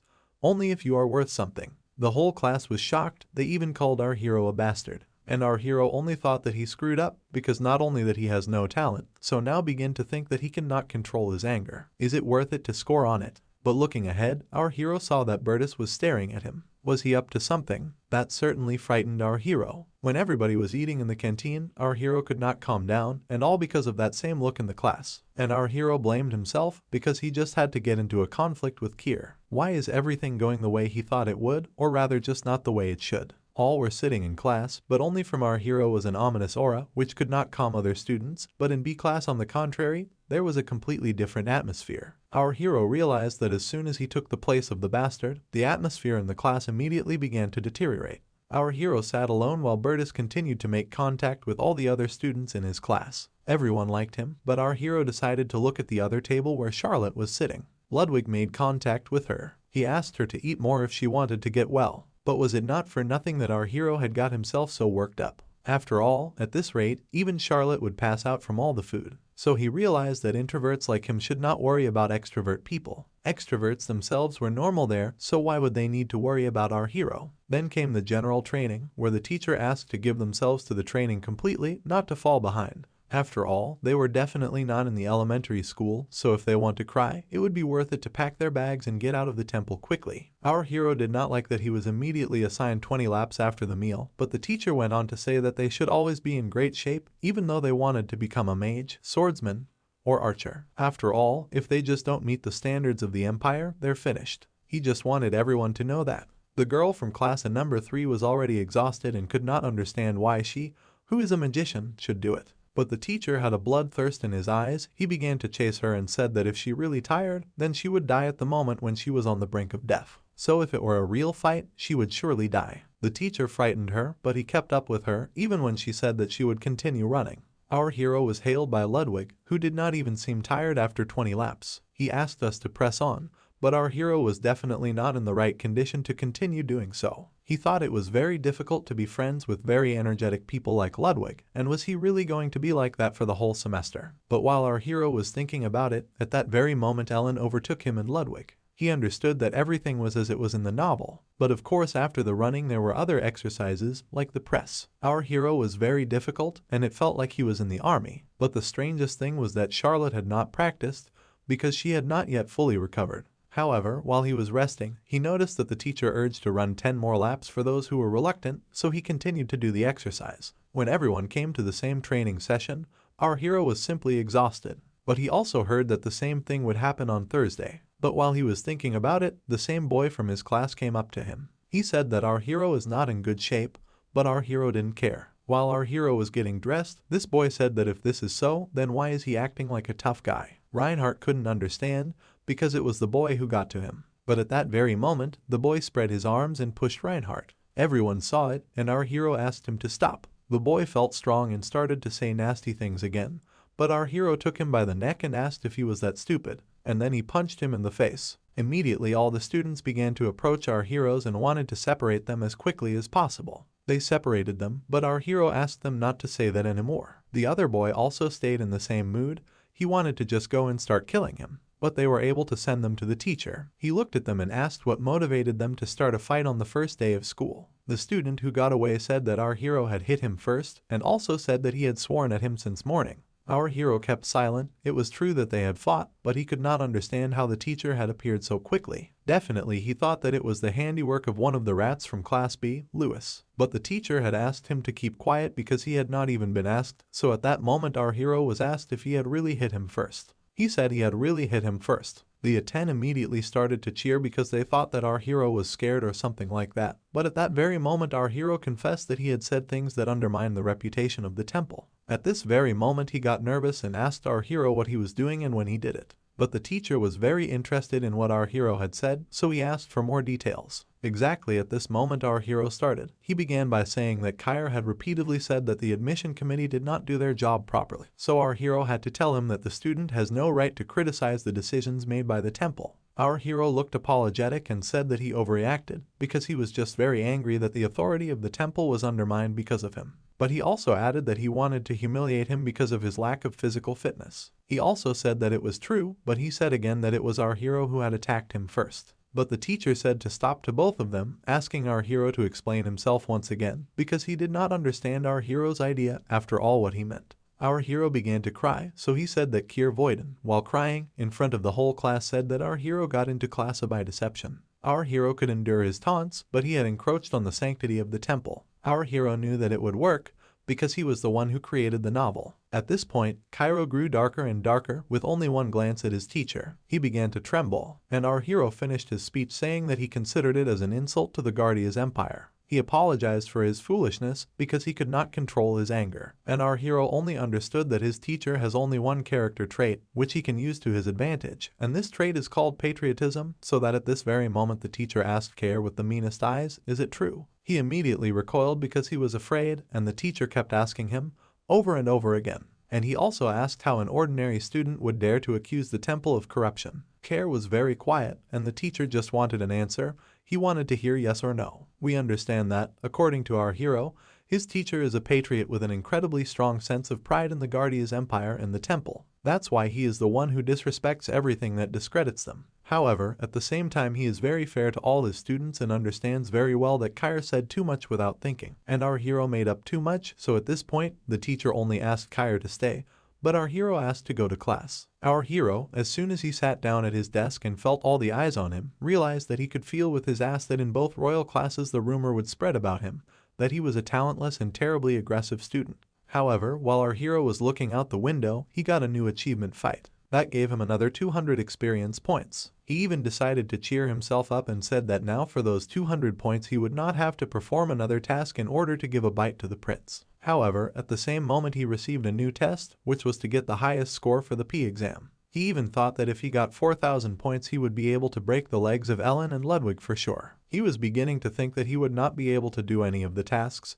but at that moment he received the task of declaring his love to someone. He was angry, but more and more tasks started to come. All of them followed the exception, or it was simply impossible to complete them. But at this very moment, while our hero was thinking, Kair and his teacher entered the classroom. The teacher asked for silence, so our hero decided to look at his face and realized that he would definitely not do that again. He even laughed at him, because our hero had a better tongue training than the other students' fists. As soon as everything had resolved itself, the teacher asked the class president to collect the forms for enrollment. However, he also said that if anyone was not sure, he could just stay there. Those who had made up their mind were free to go, but no one should have to ask the dormitory head if they wanted to go outside the temple. All the disciples began to leave the room. They decided to go out, and some just wanted to sleep because their occupation had sucked all the strength out of them. Our hero, who also stayed in class, noticed that more than half of them couldn't decide where they wanted to go. Our hero heard a voice in the hallway, but he realized that it was Erich, and he even knew why he was so angry. He went out the door and saw the same guy looking down on the girl with red hair. He was not happy that she was tangled under his hair. Our hero understood that it was impossible to unnotice such a girl. Her name was Scarlet, a symbol of bad luck. He shouted after her to stay out of his sight, but she was still lying on the floor helplessly. Our hero remembered that in the novel he had made everyone mock her because of her red hair, because according to Elleris, red color used to be a symbol of courage and bravery, but then it began to be considered a symbol of misfortune, because the Archidemon had red eyes and hair. That's why her own parents had abandoned her and she had to live on the street, unlike me. Also now she endures all mockery, because without the temple she has nowhere else to go. Our hero asked himself, is it possible that she is bullied and hurt just because of the color of her hair? Is his scenario really that shitty? But he sees that she is friends with Ludwig and there is less bullying. But until when does our hero just have to watch all this? But at that very moment our hero realized that it was the right time to choose his first talent. He looked at the list and could not think what he should choose, but at one moment he saw a talent that he had decided to get rid of in his novel. He could not believe his eyes, but even when he was lying in bed he could not imagine what his self-hypnosis talent was doing in his place. After all, he had given it up for one reason only. He thought that it was too much to enchant himself and do anything. After all, there was an ability that had never been added to the novella that surely could have meant something. He wondered if someone had recycled it and decided to give it new life. But still it sounded like it was a cheat ability. He decided to buy it, for it did not cost that much, and probably so, for it had not been planned in the first place. He decided to check his status, but there still appeared a strange symbol. He saw that his new skill closed. He thought he had been cheated, that he had been cheated again for points. The game again popped up a window and laughed at our hero, and he was furious because he understood that even most people with the emergence of superpowers immediately awaken the power, but sometimes very rarely people have this ability is in hibernation mode. In other words, our hero had just bought an inactive ability. He looked at the scoreboard and saw that the prices of the other abilities had also increased. He was wary, since everything obeyed the mechanics of his novella, something very terrible must have happened to him that the ability had been activated. Or it could have been awakened by force. But why couldn't it be awakened when he was having such a hard time? But he was also disappointed that he now had no receipts at all to buy anything else. And the only way he could do that was simply to earn more experience points than to corner himself and awaken the ability at the critical moment. He knew it was important to just save up the points to buy now. He looked at all options to gain experience points, but his pride wouldn't let him, because he couldn't write a letter of recognition, but he decided to get recognition for 1,000 experience points. Actions are transferred to the main street of the temple, located inside a huge educational complex, which includes not only the academy building. So because along with the students here also live a huge number of ordinary citizens, the existence of the shopping area is justified. Restaurants, cafes, clothing stores, arcades. It was a lively place to be. That's why temple disciples spent most of their time here. A lot of people, so Care was sitting there in the restaurant. Everyone was happy, but not him. We are told that Kono and Kair are commoners, whereas Erich is of noble birth. They tried to cheer our hero up, but he was the one who was too sad. He tried to distract himself all the time. But still these three should not have become friends so quickly, but they got too close, and the reason was the untalented and passionate number 11, Reinhard, that is our hero, who on the first day cussed like a cobbler and beat his classmate. They always asked him why he hadn't been scolded, but Kier said that all our hero had said at that moment was that Kier had insulted the temple or something like that. But his friend couldn't understand how it could be so, because it was our hero who had made a fool of the whole class by entering the temple without a single talent. And our hero was angry because it was them who had quickly become close, and it was Kair who wanted our hero to be quickly killed by him. But at that moment, one of his friends said, "Don't they think the girls in class are too pretty?" Another guy even spit out all the coffee and asked never to say such things in front of their girls, because it is simply impossible to look at the girls from their class if he was in the outside world, and not in the academy. However, still asked who they find the most attractive girl of his class, but he was immediately told that he should just calm down because the princess is definitely not his type. They talked about the number 2, but many said that she frightened them. They were talking about beauty, so then it was Lady Grant's, but another girl came up to the guys. They were frightened because she had not heard them talking about the girls from the royal class. But it turned out to be just our War, who had changed her clothes and asked to steal the blue-haired boy for a minute.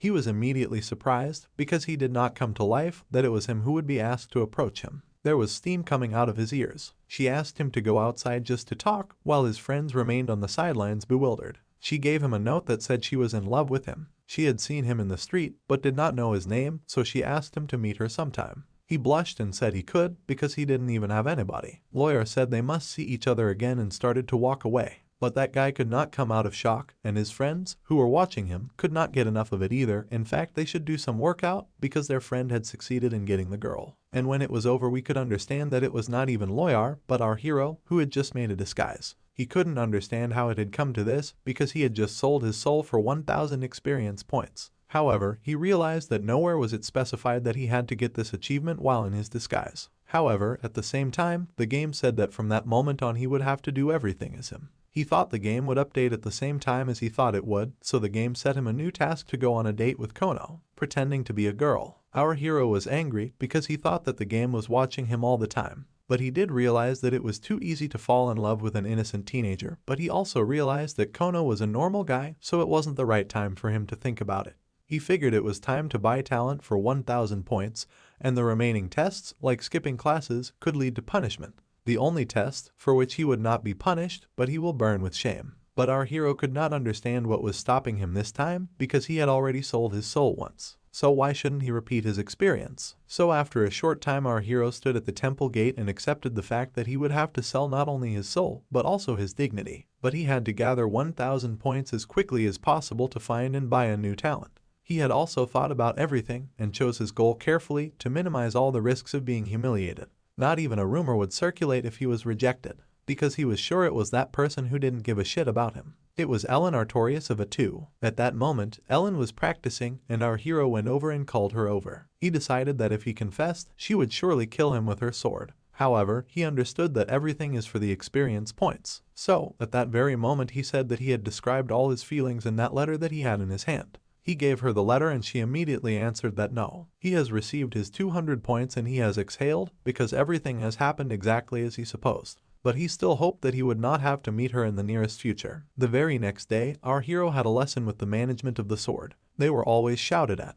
But our hero had other things on his mind. He was near Ellen, though he begged his fate not to meet with her even a glance. But there was one plus: Ellen did not give a damn, because even before that she had not paid any attention to him during the lectures on the theory of sword wielding. And our hero assured himself that it was all for the sake of the task, even though he was very ashamed. He was just embarrassed to be around her, and adds fuel to the fire that the lecture and practice on the wielder, who said that our hero is too relaxed if dares to hover in the clouds. They follow each other with the sword. While our hero was thinking about all this, his teacher crept up to him and began to hasten him in every possible way. And here was another teacher praising Ellen, in whom he saw the best student. He noticed her beautiful stance, but our hero went on with all the other instructions. They asked if our hero was also from the royal class, although our hero was very upset by this question. After all, it was the teacher who did the roll call. At that moment, he laughed a lot and offered to spar among all pupils of the royal class. Everyone was not against it. However, it was our hero who got the soul out of him. All the students were glad to see such a spectacle because it was the elite students who would fight, but our hero understood that it was Ellen who would knock him out in less than a second. So he would stop putting any hopes on the fight.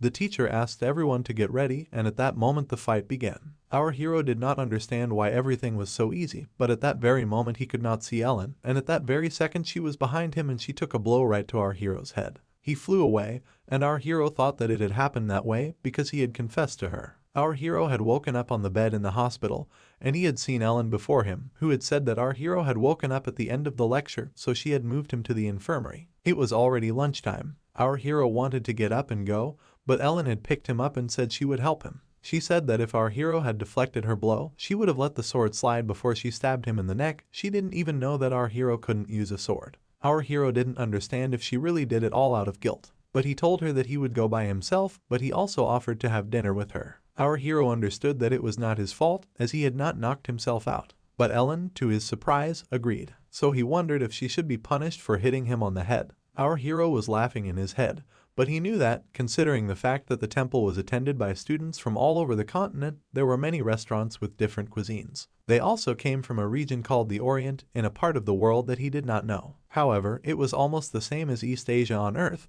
and one of the most typical dishes of that very cuisine was janggukjang. Our hero was glad that he remembered that place while he was there, so he suggested to Ellen to try it. He asked her to open her mouth to feed her from the spoon, but she immediately started to mock, because she was not very tasty.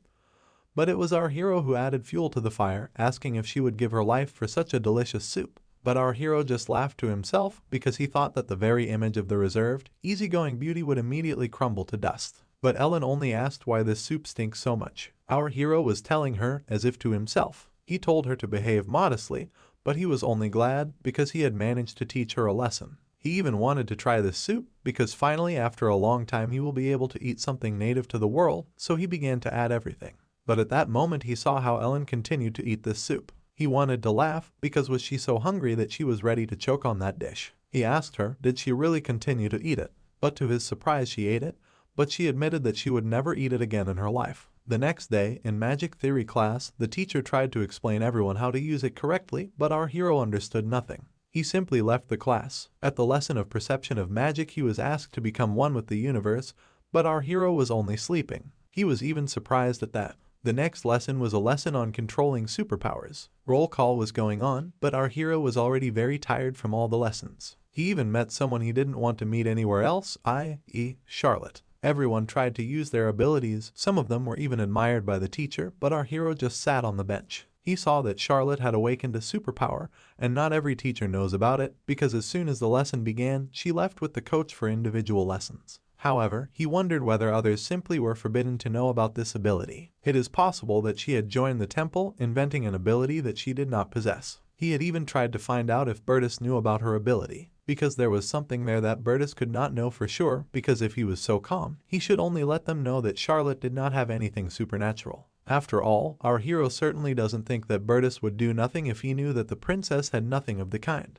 The other teacher asked our hero what he could do about it, but our hero only asked to be pushed to the limit, because what if he only had the ability to awaken when his life would be in danger? He asked only to put him in danger, but not to kill him. But his teacher had only said that he should not ask her to do this, because even if it were so, there were people with powers everywhere. But the teacher sighed, saying that even if she allowed him to attend such classes, but at such a rate he would not get anything here. She wouldn't have had any other choice. Our hero was walking down the corridor and was approached by a boy with black hair who had stared at him the previous day. He asked him if the temple was a joke to him. Our hero didn't understand anything, so the boy asked again, so what is our hero doing in classes to control his powers? But our hero is the one who doesn't have them. But our hero only said to awaken them. But the boy went on to say that if our main character has limitless potential, that doesn't mean that all doors are open for him to do whatever he wants. Our hero tried to justify himself, but the boy just turned around and said that he would present our hero to them if he showed up at their class again. But our hero decided to show his real face again. He said that that guy would not even fry potatoes than a man. The guy got angry and attacked our hero, but he continued his assault of insults. Our hero said that his ability is not even good for anything, because even a lighter is more dangerous than his sparks. The guy was about to start saying that he was from the first dynasty of someone, but our hero stared at him with his index finger and made a grimace of a funny and merry man. He asked him to apologize because he could not use the stars of his status, or he would just report it to the teacher's council. He would report everything to the teachers if he did not apologize within 3 seconds. Our hero started counting to 3, and all the other teachers started watching this picture with horror on their faces. When our hero counted to 3, the guy started to cast magic, but instead of going away or running away, our hero just came over and punched him. The guy started asking him what our hero was doing, but he answered that it was only self-defense, wasn't he just trying to fry him? But of course the guy didn't like it. He started to light a fire again, but our hero flogged him again. He repeated it, saying that he would do it every time he aimed at him, and he won't tell his teachers that he tried to use it on him because he's not a jerk. But our hero just tripped him up again. He even liked what the boy said about our hero being a bastard. Our hero just stepped on his head with his shoe and pressed him to the floor. He asked the boy lying on the floor, so what did he say? That our hero would avoid him. Because our hero just wants to keep going to class, just like he's been doing up to now. So why did the guy just start picking on everything our hero does? So our hero only wanted to be honest with him. He said that he should be grateful because our hero still hasn't broken through the ability, because at the moment that guy's ability was so weak that he couldn't even overpower the fire. So as soon as our hero sees that guy use the ability, instead of flicking him, our hero will just rip his eyes out.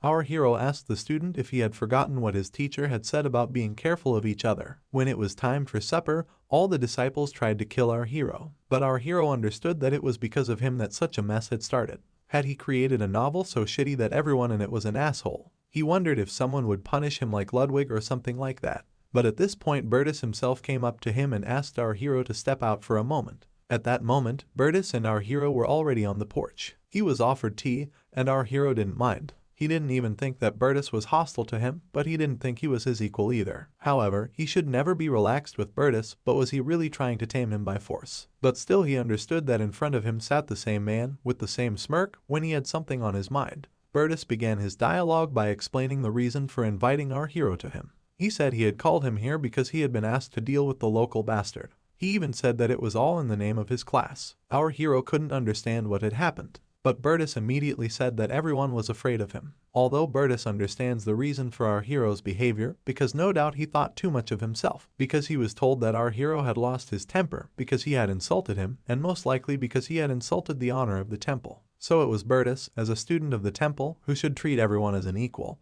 but the truth was that he should make himself out to be a patriot of the academy. Our hero thought things were too strange, so at the same moment Bertus said that he liked our hero too much. Our hero panicked, because he did not want to communicate at all or even have anything to do with such a man as Bertus. He understood that it was surely worse than death because his patriotism had impressed Bertus so much. But Bertus said that he was going too far because he didn't think that our hero would want to get involved with the families of their students if he didn't have the support of others. Our hero did not understand what he was saying, and Bertus began to say that most likely our hero was hiding his origins, and he wondered how much power such people have that they could stand safely behind our hero's back. Our hero prayed to fate that the conversation would not go in the wrong direction. But Bertus had already begun to say that many students considered our hero a secret member of the imperial family. So Bertus was very curious, does our hero have support from outside that he behaves so? Our hero said that of course not, in fact he does not want to be such a cowardly and mean guy who waves his fists just because he has someone to watch his back.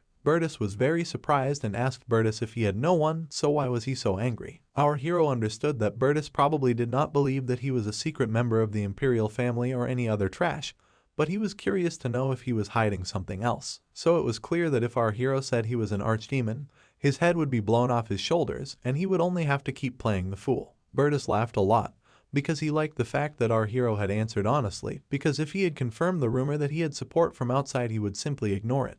Our hero asked him if he really believed what he said, but Bertus only said that everything is possible, but that he would never believe that someone who can't even hold a cup correctly can be a member of high society. Our hero was surprised because he even made sure that he could hold his cup properly. Bertus was a really creepy man, but Bertus said that our hero had to lie a lot, because at any moment they could get rid of him just for hitting Schwartz. But our hero was sure that it was better than usual lie, and he did not think that Henry would not touch him. Even outside the temple, killing of a man of royal class was unacceptable. Wouldn't it have been obvious whose hands it was if our hero had died? So our hero said that Schwartz could only use the power of the family just to cover his tracks. And our hero didn't even think about it because he knew that Heinrich Schwartz had been ditched by his own family. But Bertus laughed maliciously because it was the first time when he had to listen to such an upstart as our hero. His life in the academy was becoming much more interesting and our hero was in his spirit.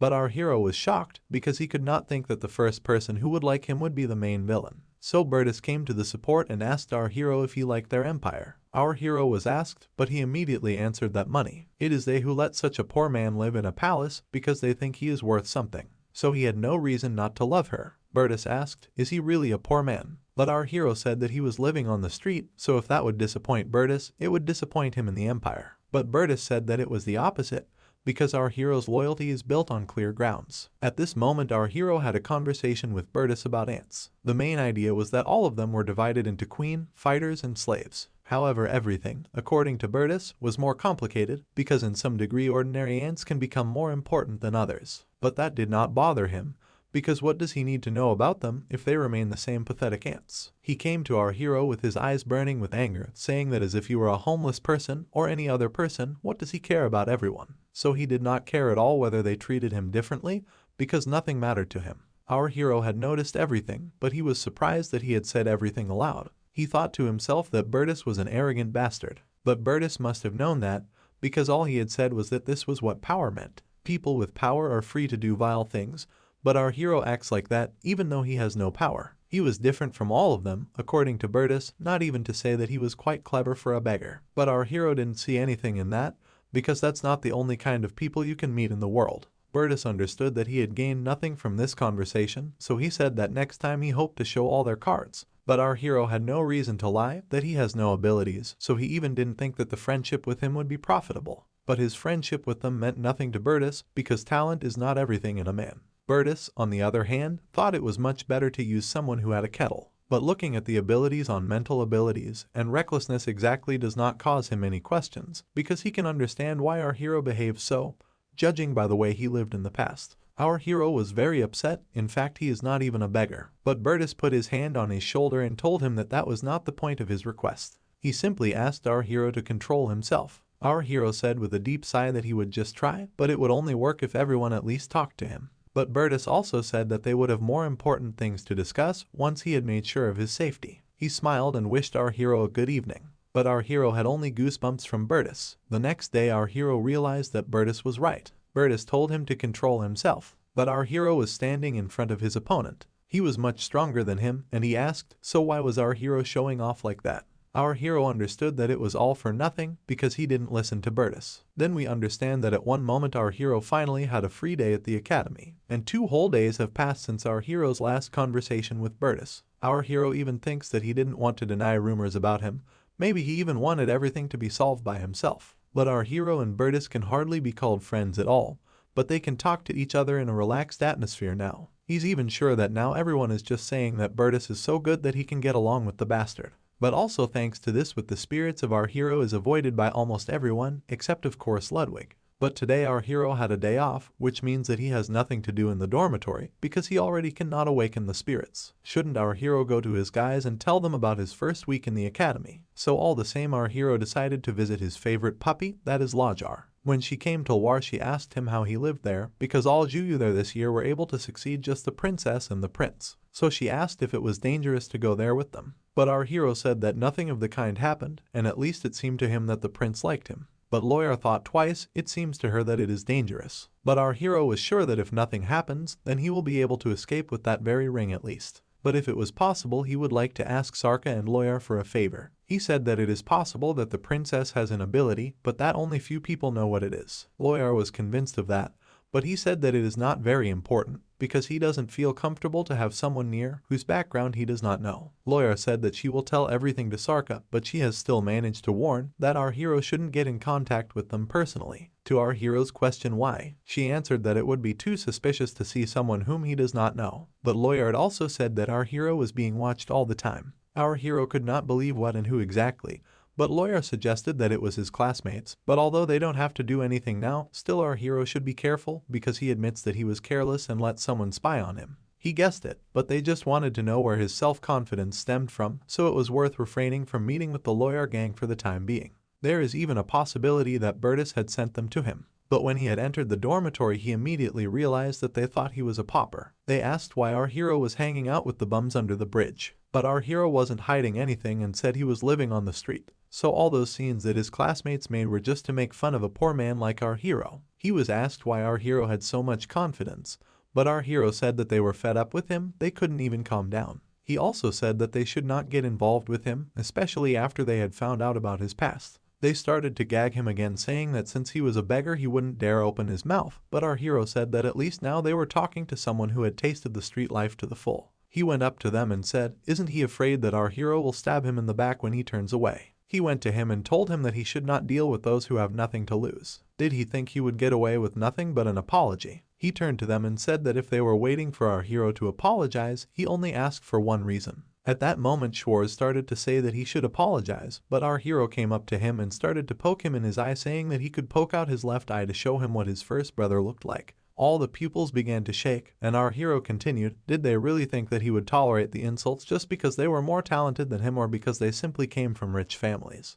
But he said that if they tried to do this, that is, to touch him in any way, our hero would do things to them that they couldn't even imagine. But he said it would even be a kind of honor. He asked them to enjoy their quiet life. He asked them to enjoy their lives in peace while they could and then slammed the door behind them. All the students looked at this and understood that our hero was a bastard. And our hero, lying in his room, thought only about the fact that he was really being watched by Kyer and Erich. But he still understood that it was because of this conversation that they would think he was a bum.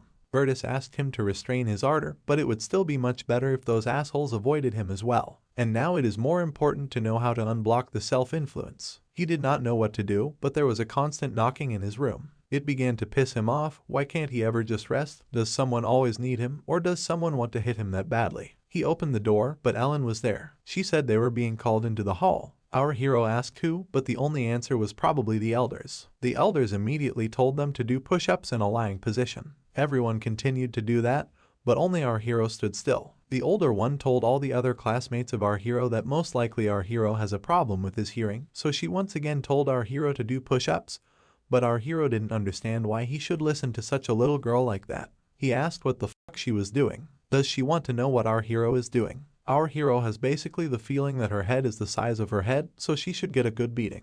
But the high school girl just started to say something with her feet under her. But our hero told her directly that he did not care who she was, so he asked her to leave before he slapped her. She started to ask why she was doing that. But our hero asked her not to get nervous, because if she wanted our hero to treat her appropriately, then at least not to disturb them during the break. But she began to shout and just ran away in tears, saying that he would not get away with it. He asked his guys why they were still doing push-ups and asked everyone to explain what had happened. But when they told him, he was amused because he did not even know that it was a sort of tradition for the first year class A. After all, in order to ensure that the students do not abuse their stoutness, senior grade girls of ignorant origin are assigned a kind of disciplinary work with the first-year students. Our hero has realized that this is done in order not to share the laurels with Class B. But when our hero was about to leave, one of his classmates asked if he was ready to take responsibility for his performance. Our hero asked what could possibly go wrong, but she said that the older kids might hate them. But our hero didn't care about that because she couldn't sleep at night or go to school. They could just tell the teachers if they were afraid of them. And why does everyone behave like that? Does such an ordinary guy from the street have more pride than all of them? But the girl just started screaming, saying that most likely it is our hero's fault, so if something goes wrong, he is to blame. But our hero did not understand. Was she threatening him? Is she a god to do that? Has she decided to give a shit about the rule that gives them equality? So why can't she make a big deal out of it so that our hero just starts slapping her like everyone else? But as soon as our hero raised his hand to her, he realized that he should have kicked her in the face, and she started walking backwards again. Did he really lose his fear? But at that moment the high school kids burst through the door. They asked who dared to humiliate their classmate. Just then, the little girl pointed at our hero, and he thought that she could not do anything since she was calling someone to help her. Our hero was asked his name because he did not care what his origin story was, because he had never understood how royal classes were organized.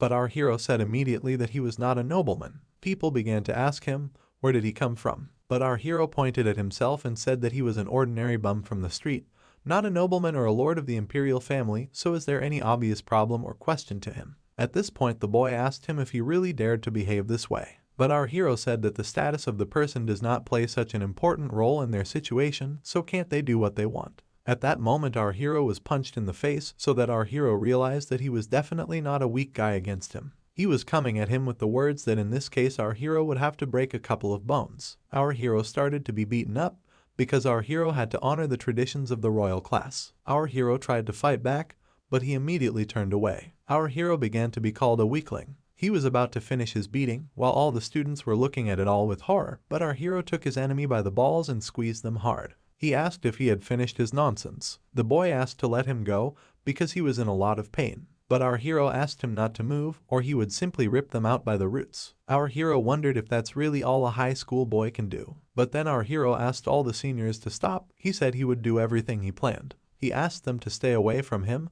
or he would tear their dignity from the roots. The older ones were shouting, but our hero was asking, please let me go, have mercy on him, and have mercy on him. But our hero's classmates really began to think of our hero as a monster. The boy asked for forgiveness, but our hero did not forgive him. But as soon as he passed out from the painful shock, our hero decided that he had had enough. He immediately stood up and said that they could hit him all they wanted, but that he would definitely take revenge next time. He also hit that boy in the face again and asked his classmates to get him out of his sight. A little girl yelled that our hero was a pervert, but he didn't care. Another girl came up to our hero and asked why he was acting this way, but our hero answered that he had started it. But our hero looked at her and could not understand if she really wanted to talk to him after what she had done. They started to introduce themselves and we found out that her name was Adriana. She said they didn't do it of their own free will. It's just a tradition among the high school kids. She also said that her friend Regina was very gentle. It even hurt her to make someone do something. And our hero asked, why couldn't she just say no? But she said that if they did not do it, others would do it, or rather the third-year students. She also said that in high school it becomes very difficult to control their strength, so if our hero will continue in this spirit, he will be in trouble from the third year.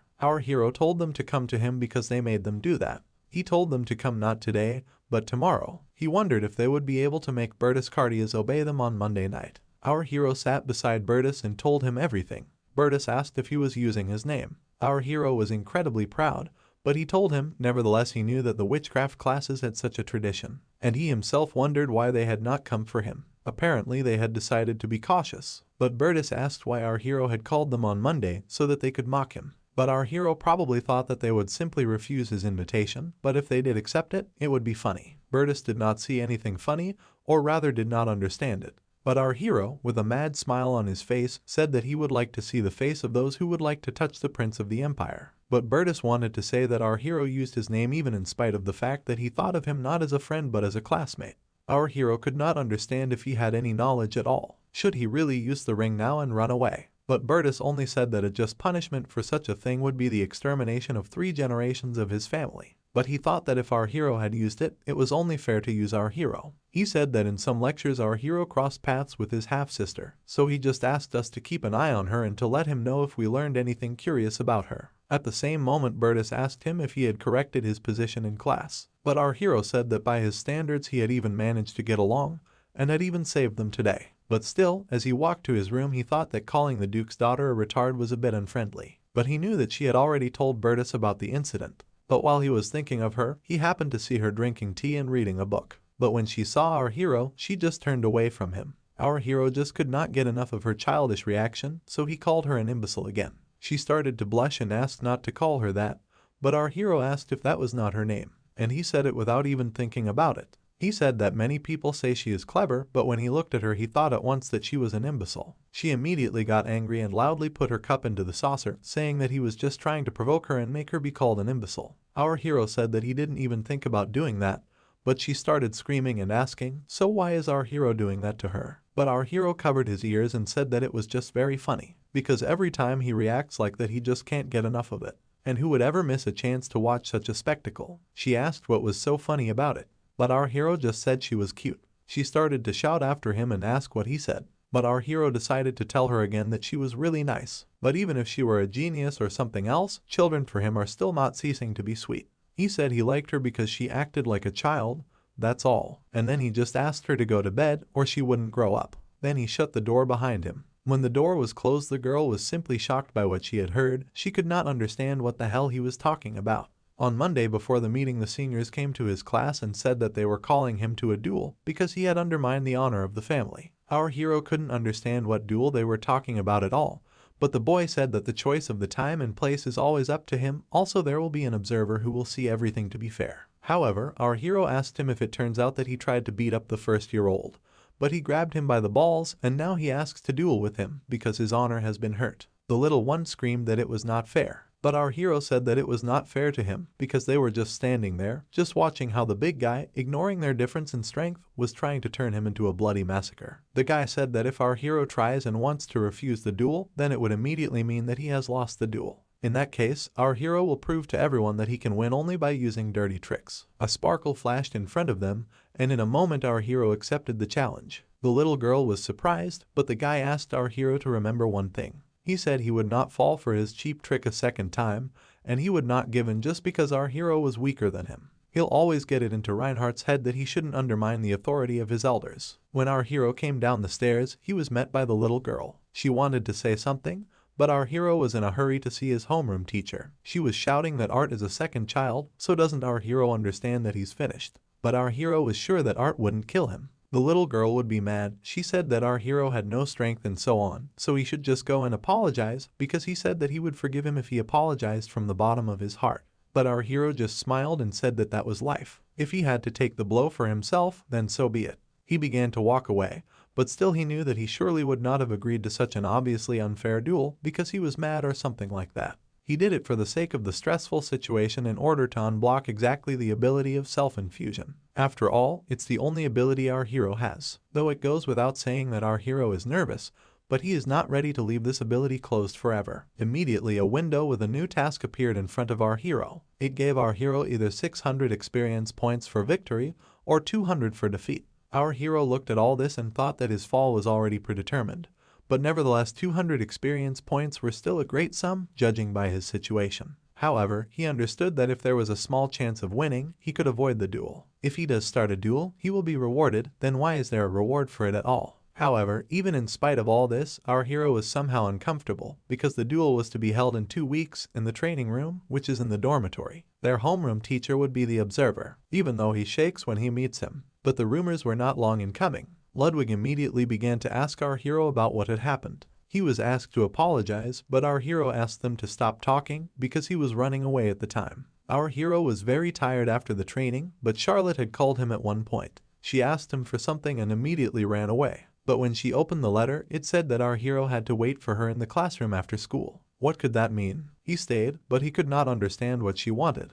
When she arrived, our hero asked her what it was all about. But Charlotte told him to shut his mouth because she knew who he was. Our hero immediately asked what she meant by that. but she only said that she did not want to communicate with someone like our hero before, but when she heard that our hero was from poor people, she decided to investigate. She found out where our hero is from, what people are in that place, and with what place the organization to which our hero belongs is connected. Our hero understood that she was talking about his round gang, but we all understand that she does not know that he is from a family of demons, but she was able to find other information. It was true that a gang of rounds hires employees from the Robbers Guild. She had even been able to find it all out with a small piece of evidence. All this surprised her very much, for it was this that showed all her power. It even seemed that there was nothing in the world that could not be controlled by her. Charlotte immediately said that our hero did not even try to justify himself for the sake of those criminals who looked like dirty insects. After all, in front of all the city guards will just start cleaning the dirty drains. Our hero asked what she wanted, and he seemed to realize that she wanted something from him. But she only wanted our hero to find the boy she had shown Charlotte. He thought at first it could not be true, because that was him in the picture. She also said that she does not care about anything else, our hero will just have to tell us about every step of our hero, and that this is not a task for the mark in the temple, but in general the most important assignment in his life. She also said that our hero shouldn't dare to tell about it to Bert, because if he does it, she will kill all in his organization. She told our hero to find the boy, no matter what it took. Our hero went out into the corridor and thought only of finding himself, but he had a strange feeling about it. Apparently, she thought that since he was a poor student who had entered the temple, he would be best suited for the job. At first, Charlotte seemed clever to our hero, but that was not the case. Her eyes full of emotion said it all for her. Charlotte was just able to study his past quickly and tenaciously, but she didn't seem to be able to reason rationally. After all, she certainly heard everything from Darius, and began to doubt, but it seems that she was sincere, as if she was asking to find someone dear to her. And our hero just could not come to himself, because he was up to his neck in the work, looking for Valley, but he did not even have the slightest doubt. But he didn't despair, because when you think about it, you can begin to doubt yourself. The guy who suddenly disappeared after helping him in the castle demon, and also the guy whose identity is unknown and who suddenly appears after a long disappearance. But still our hero was glad that Charlotte still did not suspect anything, but it was also a pity that he could not be found, for if he were to repeat these lies, it would become a huge sickle that would cut his throat. And also it will harm not only him, but also Alay, Loyar, and also Sarka. Our hero simply cannot allow his identity to be revealed so easily. He will definitely need to discuss everything with all of his subordinates. While our hero was thinking about everything, a little girl walked in. She called him a beggar, and our hero responded immediately. She started laughing, because our hero had responded to that nickname. But our hero saw nothing wrong with that, for he was in fact a beggar. She understood that he would not have an answer from our hero, so she asked him if he was really going to fight and if he would be beaten up badly, because he would not be a worthy adversary. Our hero answered coldly that it didn't matter much that he would be beaten up, or even killed. At that moment the girl asked him why he was ready for this fight, if he was even ready to shit himself before going out. But our hero said that he did not know, because most likely he would get his head kicked in. Our hero looked at the whole situation and only thought that he should stop thinking about the whole situation and Charlotte, because the most important thing is the battle in 2 weeks. However, he wouldn't even do anything if he was killed to death, the only thing he wanted was to unlock his ability. However, in any case he would need to get stronger, to be sure to be at least a little bit prepared for battle. He came to the training hall and firmly decided that from today he would train with a sword. After all, the exemplary students who spent all day honing their moves were Cliffman of 5 and Ellen. He was even 100% sure that they had never once talked to each other, so he had no hope that introverts like them would help him. After all he knew was what was written in the book on sword control. He knew that he only had to learn the art of wielding a sword and not just swinging it. So he decided that he would use everything he had learned from the last week of training. He even wanted to just relive his memories. He had already run towards the target with his attack, but immediately fell down in front of it. He realized that he had obviously a long way to go to perfect his skills. He stood near the target for almost the whole day and kept hitting it. He even went so far as to have blisters on them. But he still wondered how Ellen and Cliffman did it every day. After all, even if it was for the sake of the battle, he would still have to get used to such training. He surely could not be a helpless dog forever. But nevertheless he noticed and calmed down, because the third yearlings never came to him today. They probably do not even want to touch the prince themselves, but still continue to force the second yearling to do such a thing. However, as soon as he thought about it, the door opened behind him. She said that Regina came to her and asked her to calm our hero and talk him out of everything. Our hero thought that Regina was really too kind. He even thought that he should have done it with her. At that very moment the girl said that she knew that our hero had a certain plan, however she still said that he would not be able to win because there were only 2 weeks left. She also said that if our hero loses, it will be very bad for him, but if he apologizes right now, this useless battle will not even take place. She said that art is not even as bad as our hero might think. Our hero, however, said he didn't think art was bad because our hero just wanted to get some. The girl was very strange, but she raised her sword and started to show him her moves. He did not understand what she was doing, but she turned to him and told him to follow her. Our hero understood that there was nothing he could not do, so he took the sword in his hands and began. However, the first pancake was a bad one, so that even the girl could not understand what he was doing because it was like a joke. She asked for the hands of our hero, however, as soon as she took them she realized that there was no use for the hands of our hero. However, at the same moment she started to show her light on his hands. Our hero could not understand what she was doing, but she immediately said that she had just used one of the most important skills of the Holy Knights. It took away the pain and fatigue in her muscles. She shaved one more time, for now she could do it. Our hero picked up his sword and realized that he would have to try for sure. He immediately approached his goal, but the girl said that our hero had almost everything, even his base, so tomorrow at dawn she would show him everything. Our hero got up much earlier the next morning, so he was tired as hell. While he was yawning, however, the girl also came out to him. She said that they should start with a jog. Our hero wondered if it would affect her if she helped him, but she didn't really care, and she didn't know either. She should only teach our hero how to fight and get fit physically, because she had never heard of Ard torturing weak juniors for such ridiculous reasons. And besides, she said that it was our hero who had to worry about his physical condition, because it was impossible to say even weak about him. Our hero asked if she knew what bullying meant, but she didn't even know this word, but she smiled and said to try her best. She said that if our hero had already warmed up, they should start. She ran, but our hero could not keep up. She certainly did not like that. But our hero kept pushing us, because if he did not speed up, she would fall asleep after a step. Our hero could not understand what he was feeling all the time while light magic was being used on him, but the girl said that it should be like that. Our hero was only thinking that if the Holy Knights would run a marathon, then he would win for sure. But the girl said that if he is still able to talk, then they should definitely speed up. Our hero got the hint, so he became a little quieter. They began to talk, even while running, talking about Ludwig. But already within 3 hours they were able to train their endurance and develop their muscles. When our hero fainted from exhaustion, Adriana treated him with her divine power. And so, before going back, she said that if our hero could not withstand such a workout, then we have to exactly increase the amount of food that he eats, and as often as possible begin to basically eat. Our hero said that his body was just tired mentally, but otherwise he was fine. He went to his room to go back to his room, but he had realized that he would have to wait for the lunch, but he had realized that he could use the kitchen, which had food. So he decided to eat something. He even understood that the personal kitchen of the royal class, responsible for food and assimilation of all necessary nutrients of the royal class students of course, is equipped with the best chefs and dishes, so it was there that you could find something to eat day and night. Exactly the same kitchen, where there are pre-prepared products and chefs who prepare any dishes of the empire. And also there is Ellen. Although our hero knew that she likes to eat, but because of the constant training she quickly gets exhausted, so we can say that she is a regular visitor of this kitchen.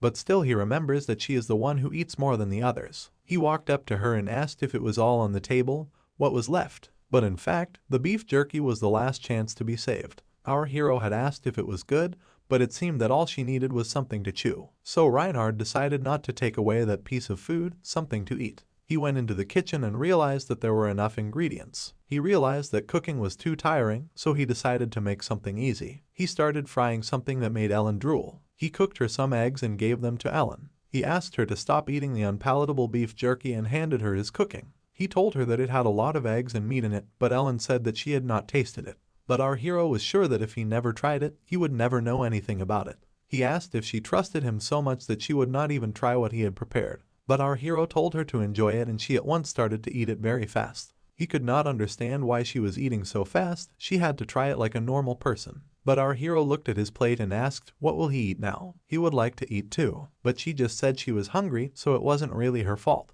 Our hero asked if she knew that they had a class together. After all, if he did, he would come and get her. Our hero even thought that if something is wrong, he will make her that nasty soup again. But when he looked in the mirror, he saw that his strength had increased by 0.5, his reaction by 0.3, and his physical strength by 0.6. He didn't even know why, but it had even increased by 0.1. However, the only reason to do everything was the battle in 2 weeks. He has no talent, so that's why he bangs his head on the ground. But still looking at himself in the mirror believed that he could achieve something. He would have to become someone who would be a bastard in words, but also in combat, because the battle in 2 weeks, the relationship with Bert and Charlotte, and the gate that would appear soon. However, he knew that there was no time to act as he would get, for he must awaken the skill of self-infusion as soon as possible. Our hero met Ellen again a few days later. He watched her eat the same disgusting soup. He was even surprised that she had come. He even thought that it might have been because of the freebies he had offered. But still, Ellen seemed unbelievable to him because she had such an appetite because of her training. He asked her why she looked more like a beggar since she had eaten all his food for him. But she looked at the soup and said that she would be the one to serve it next time. Our hero could not understand because she really wanted to build their date. And in fact, he thought that he was not such a bad guy. And yet he understood that the opening of that gate was a disaster that had happened because of his indiscretion. It's because he just wants to save as many people as possible after the gate arrives. But still, when he is so tired that his hands are shaking non-stop and his breathing barely reaches the edge of his chin, he does not even have a troubling thought in his mind yet. But here he takes one step forward and swings his sword again, then he has no right to regret and weakness. Now our hero is just a bastard who will one day become the king of the demons. But as soon as he entered the kitchen, he saw Ellen just eating sausages. Our hero looked for food and tried to find something, because he also had something to eat. But after checking all the cupboards, he saw that there was nothing left. He looked and could not understand, had Ellen really eaten all the leftovers? He went to her and asked her if she had eaten everything that was available. He said that cold sausages did not taste good and they could be fried, but Ellen said that she was too lazy. Our hero could not believe that Ellen could not cook, but he knew that if he fried them, they would be enough for two. He did not have the strength to cook, so he told Ellen to do whatever he told her to do. He put the knife in her hand and noticed that she worked with it like a real cook. He could not believe that she was working with him like that for the first time. He even said that if she wanted to become a cook, she would surely be able to become one. He controlled her every move, and at one moment they did something. And our hero thought that it did not look so good,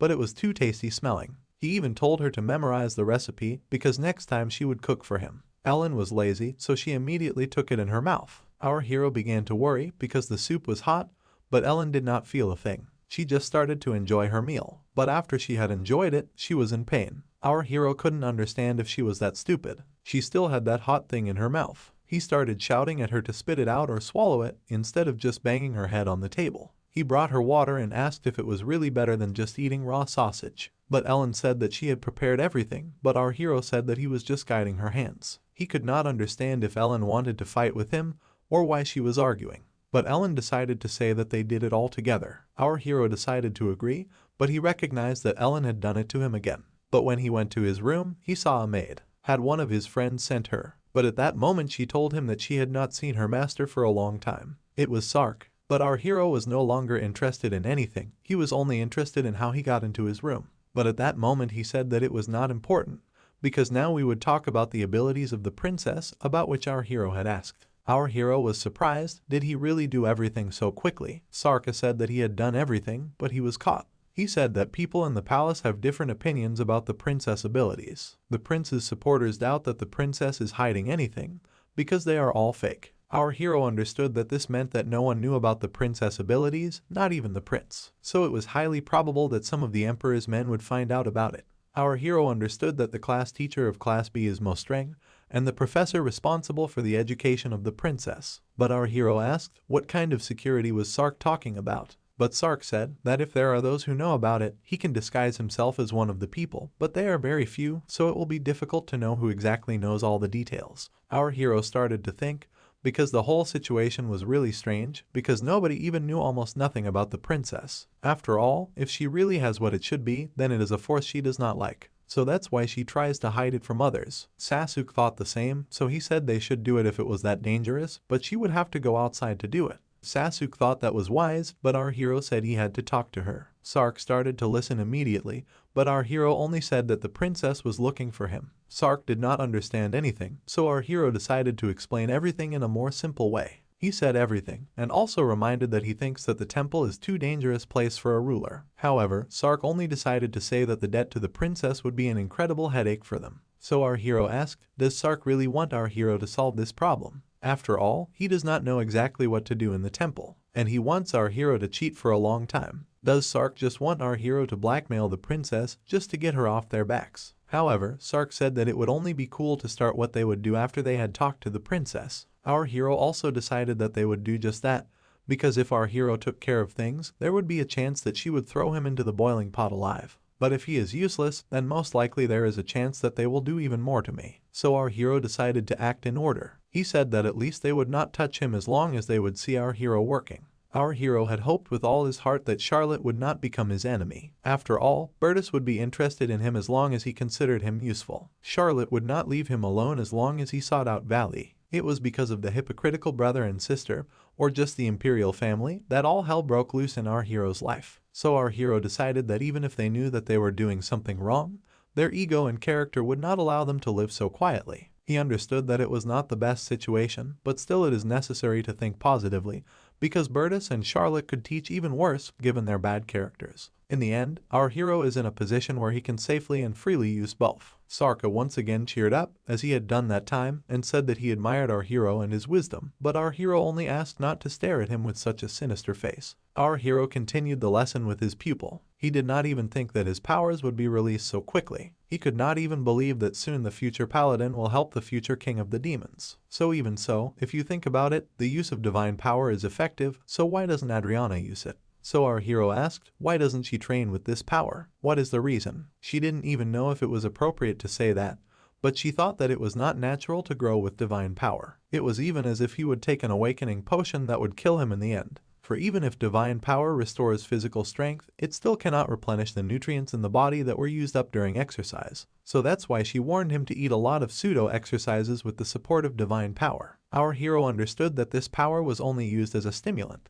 However, Adriana said that if our hero thought he had reached a certain level, he had to do it himself. However, the time to rest had already passed during the conversation, so Adriana said that it was time to start training again. Our hero looked back and saw Ludwig, who had probably gone to his morning workout. Next to him were even the musical genius Lantern Sensor and the archery genius Dolphin is Zadra. Initially there was supposed to be a conflict scene with the guys from Class A, who fought over everything. However, since our hero got all the Class A offers, Ludwig became just a Sherma. Yes, and in principle Reinhard was interesting to watch the changed events, such as Ludwig's move, and Charlotte's survival, but on the other hand it was also very scary. After all, he did not even know how he would cause the butterfly effect and return to himself. When our hero after the training came to the kitchen, Ellen surprised him by saying that today he and she would not cook, explaining that she just did not want to hear his remarks about how he had helped her with cooking. He said that he would cook stewed beef, but our hero could not even believe that she had eaten something so delicious.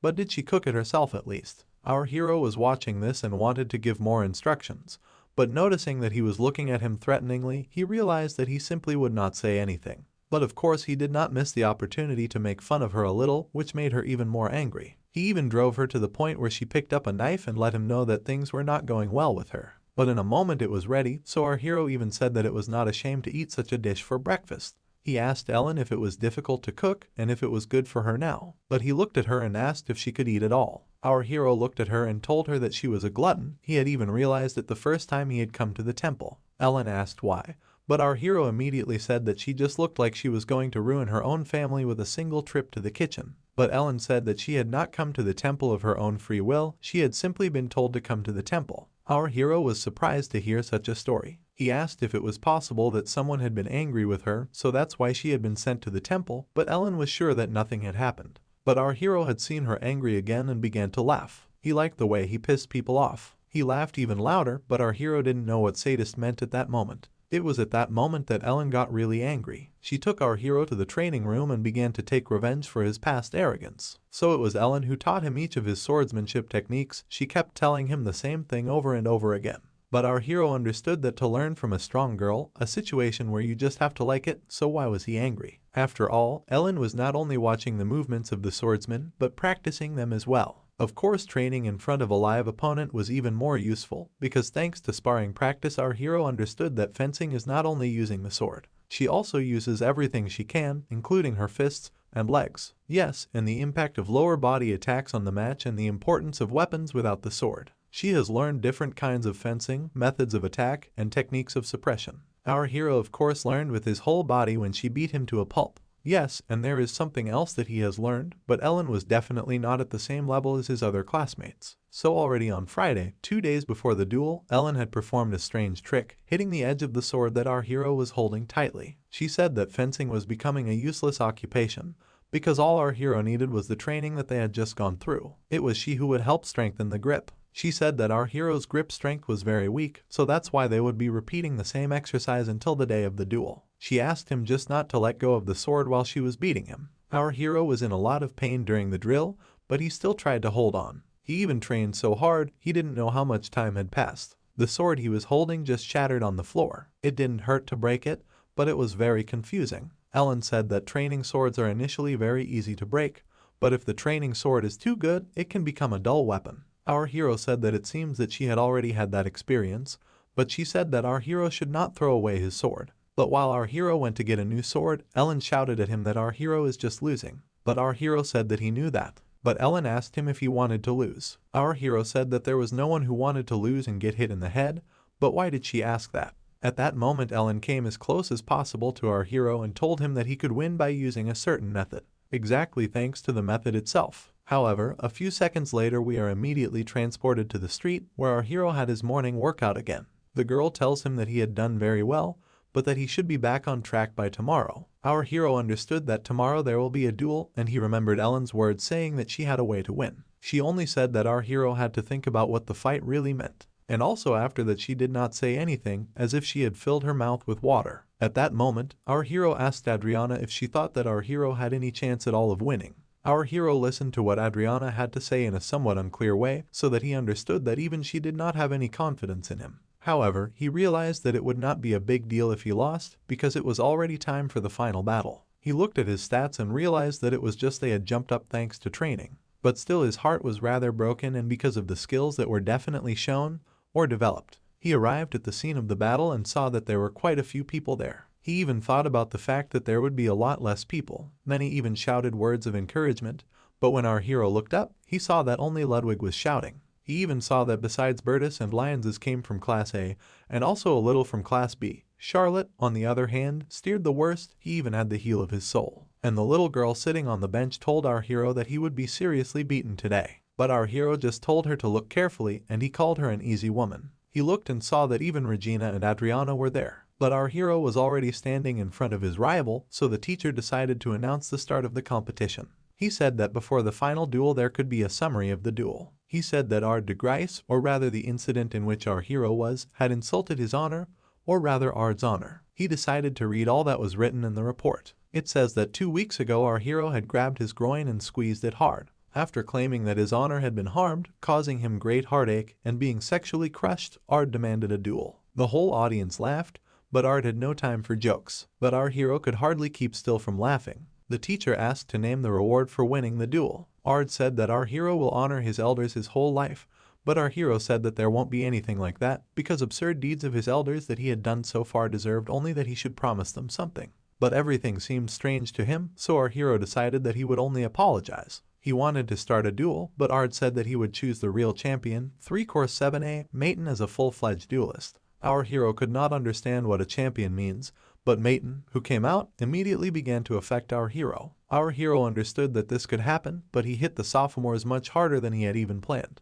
But it was at that moment our hero understood Ellen's words about the duel. He realized that the person who fights instead of the duelist with the rightful right is a champion or a warrior. Did that mean that Ellen wanted to be his champion? But he did realize that it was his only way to win. With Ellen's skills, it would be hard to lose to someone like that, but looking at the stands, he noticed that Adriana was just blazing with anger. Could it be that she was furious that someone was out of the 3rd year? He even thought she was ready to duel for him. But the teacher already wanted to declare a duel. But again Maiten interrupted him, saying that he had a proposal that defeat should be declared only when one of the parties was defeated. Master did not understand what he was asking, but Maiten told him that he could see how that would end. He pointed at our hero and said that he just wanted to intentionally teach a lesson of manners to our hero. The teacher asked if our hero was happy with the conditions. But our hero was happy, but he had his own conditions. Everyone thought that he would call his champion, but the only thing that happened was that our hero had asked for a handicap. Everyone was surprised that our hero didn't call any. Maiten was shocked, because was our hero really going to fight him? Adriana and Ellen were a little sad about this decision, but Maiten was happy, because now he could only fight with one hand.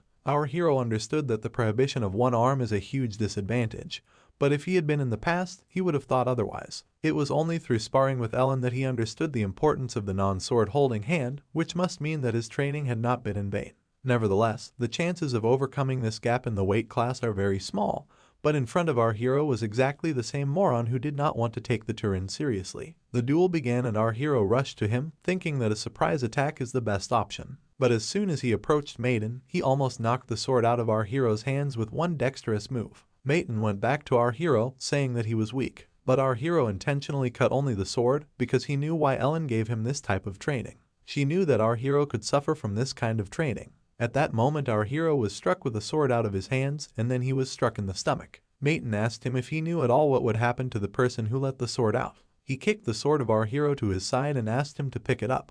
However, as soon as our hero tried to pick it up, the 3-year-old immediately kicked him aside and asked him to pick it up again. Our hero reached for the sword, but Maiden kept telling him again that he was so weak that he didn't even have any way to defend himself or any support from outside. So what was the reason for our hero's attitude towards the elder? He could not understand how could such a man like Reinhardt have such a look filled with anger. He began to beat him over and over again, asking if it was a duel. He began to tell him to give up, but our hero was thinking that he was in enough pain. He thought that not only his hands, but his whole body was trembling at the seams. He just couldn't win. Even though he could not win, he only wished that he could trample Methane's ugly face to smithereens. Even if our hero was crushed or trampled, he wanted to punch Methane in the face. All he needed was one punch. Reinhardt ran at him. He didn't care if he couldn't wake up or overpower him. He didn't care. Reinhardt's rage blinded him. He hadn't intended to use it originally, but there was no other way. He activated the grind and knew that even with it, he would not lose. He certainly wasn't going to endure any more. He thought and understood that at the moment when his sword would collide with Maiden's sword, his sword would split.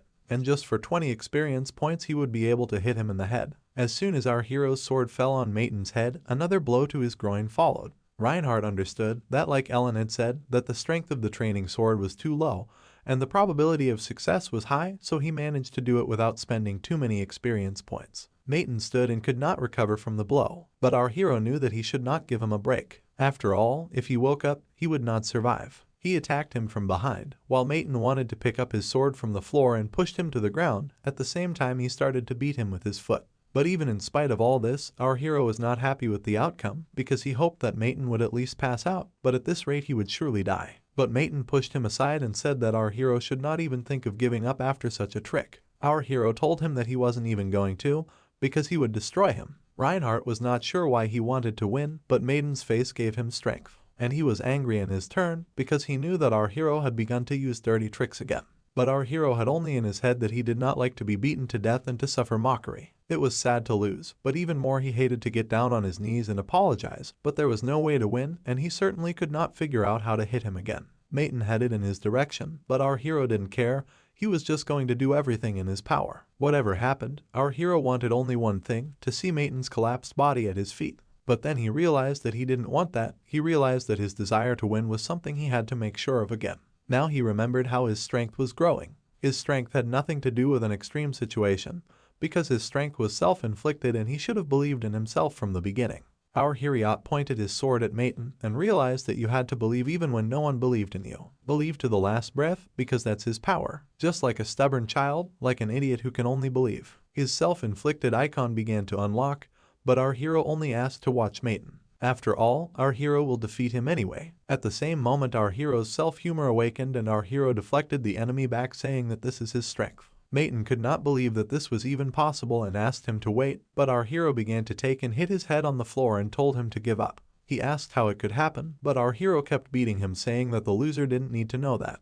Our hero said that he was going to beat him anyway. But our hero understood that his overcoming was activated, and that means that the stronger his absurd beliefs, the stronger his strength becomes. And since he was sure he could win, he did become stronger. That is the essence of his cheating ability. Our hero raised Maiden's head to everyone and said that he had attended the temple for 2 years more than our hero, and all his indicators are better. But why did such a sucker as Maiden lose to our hero at all? He asked Maiden, so why doesn't he say anything? Doesn't he want to have some more fun? But as soon as our hero raised his head again, Maiden made a sound that he had lost. The teacher declared our hero the winner and our hero got 600 experience points as well. Our hero wanted to enjoy his victory a little more, but fatigue got the better of him and he collapsed right there. He woke up in the infirmary, and the feeling in his body was as if he had been under a tank. Though he was unconscious, but his victory had been announced so that they could not dispute it. He woke up and saw his familiar Adriana, who told him that our hero had won and immediately passed out. Now they were in the recovery room of the dormitory. Our hero realized at that moment that in addition to the closed training room, there was also a rehabilitation room, but at that moment he remembered Maiden. Adriana had understood what he was thinking, so she told him that this imbecile had been put in the other room. But at that moment she became angry and asked him if he knew that they had met by chance and that she was ready to fight instead of him. But she praised him, because she would never have thought that the phrase of our hero "I can be beaten up a little" meant that our hero wanted to awaken his ability. Our hero had asked if it wasn't good that his result was worth it, but Adriana had only said that it was a very imprudent action of our hero. He had used his abilities this time, but had he really chosen to do that during the 6 years of his training? But our hero turned around and said that he wouldn't, because he thought that the main ability had been already broken, so he would buy the rest of the talents for experience points. However, Adriana was still in the room, because the situation could happen again, and if it happens, then she is sure to beat our hero herself. Adriana wanted to say that she likes the younger ones who are not to be followed like a mother, but our hero only said that he was very grateful to her, and in principle, our hero was good. But unfortunately, Adriana didn't appreciate it. Adriana had stayed in the room with him for a while after he had woken up. But after he came out of the recovery room after the treatment of the teachers, they had a meeting with the doctor, or rather their homeroom teacher. Our hero told about his ability to the teacher, and the teacher said that it's okay, because among the many abilities that our hero had, there should be abilities that can be awakened. He understood that it was stupid to fight with the elder, but it was our hero who had such a result, so there was no point in arguing. Our hero put his hand to his forehead and confessed that he had actually done it because he wanted to try his theory. He did not even believe that it would work, but the teacher told him not to worry. Just as talent cannot be obtained by hard work, luck has its place. So from that moment he forbade using his ability to attack anyone. However, our hero began to shine as if he descended from heaven, and told him not to be afraid because he was not so bad. Our hero understood that it was strange that he had not seen this ability before, but he was prohibited to use it. He understood that his teacher was a good man, but very strange. He was even sure that Mr. Rollandria would be surprised if he knew about his power. Our hero, walking down the corridor, realized that the rumor that Reinhardt had awakened his ability in a duel had already spread throughout the school. It was the duel itself that had become the topic of conversation in the royal class, so it was even rather strange that no one was talking about how exactly the freshman had won. The views of the guys who hated him also changed a lot. Perhaps watching the duel, they respected him, or they were even more afraid of Reinhardt. But while Reinhardt was thinking about it, that little girl got in his way. But she just walked past him, so he wondered if it was not just the moment when she should have said that she was very sorry that our hero had not been beaten up more. So he even decided to call her, as the usual imbecile. He asked her if she had anything to say to him, but she had only said that he had used his power, so he had been beaten like a coward. She also said that he should have been beaten even harder. That was what our hero wanted to hear, so he asked her if she even cared about him. After these words she blushed and asked what did he mean. But then she remembered how she was sitting in the bleachers, thinking how can I help Reinhardt? She immediately began to shout at him to shut up and not to dream about it at all, because she certainly would not have cared about him. He took her by the cheeks because she still seemed incredibly nice to him, and immediately let her go because she asked him to let her go. She asked what had she done to our hero that he was always clinging to her. It was at this point our hero lost his nerve. Our hero offered her a cake so she would not be sad, but she told him to shut up. All this situation reminded our hero how old people tease people for being nice and then make them cry. But at that moment he said that he had been wrong and apologized to her. But she said he did it all the time and called her names. She said that even so her father and brothers did not treat her that way, so our hero had no idea about decency. She asked why our hero was treating her like that. But our hero just told this foolish girl that she was the one who mocked him, calling him a beggar. But she did not see anything wrong with that, because it was considered a mockery to call someone what he is. Our hero thought it might be worth it to hit her once. But our hero said that he was not mocking her either, he just thought she was too nice to tease her a bit. He asked her to think with her brain, because he had told her she was nice. It was just a compliment, so why take it so personally? She said that our hero had also rubbed her cheeks and laughed at her. But our hero again countered all this, saying only that it is so she looks even cuter. At this point the little girl calmed down, but still said that our hero no longer touched her with his dirty hands. But our hero again began to pester her, but now with a request that she eat candy and let the dust out. But while she was eating the candy, she asked our hero if his body was hurting after the fight. But our hero only said that it hurt so much that he wanted to die. In this case she asked our hero why he got into a fight then. He could just give up. But our hero said that his life was not so sweet, and does she know how many times he had retreated? But it was that time that he decided that he would not lose to the man who was against him. It was the kind of man who wanted to make a show out of beating him. A little girl listened to our hero and said that if he continued in this vein, The temple would be hell for him, but it did not even bother Reinhardt at all, which made her blush again. Then, already in class, Bertus came up to Reinhardt's desk and praised him, because if he was able to win, then he was really good. But while they were talking, Ard came over to our hero. Our hero thought that he wanted to fight again, but he only bowed his head and apologized, because he had lost the duel, so he will not make unreasonable demands, use curses, or violence against our hero's classmates from now on. Our hero looks at him and understands that Ard is not such a bad guy, and perhaps he even thought that he had no choice but to replace him with Maiten. And Regina probably wasn't so bad either. She must be the classmate everyone loves. How much feeling a person like her must really have just to punish one of the younger ones. The third grader must have picked her out on purpose, knowing what kind of character she is. And then there was our hero who went against their will. He understood their feelings perfectly,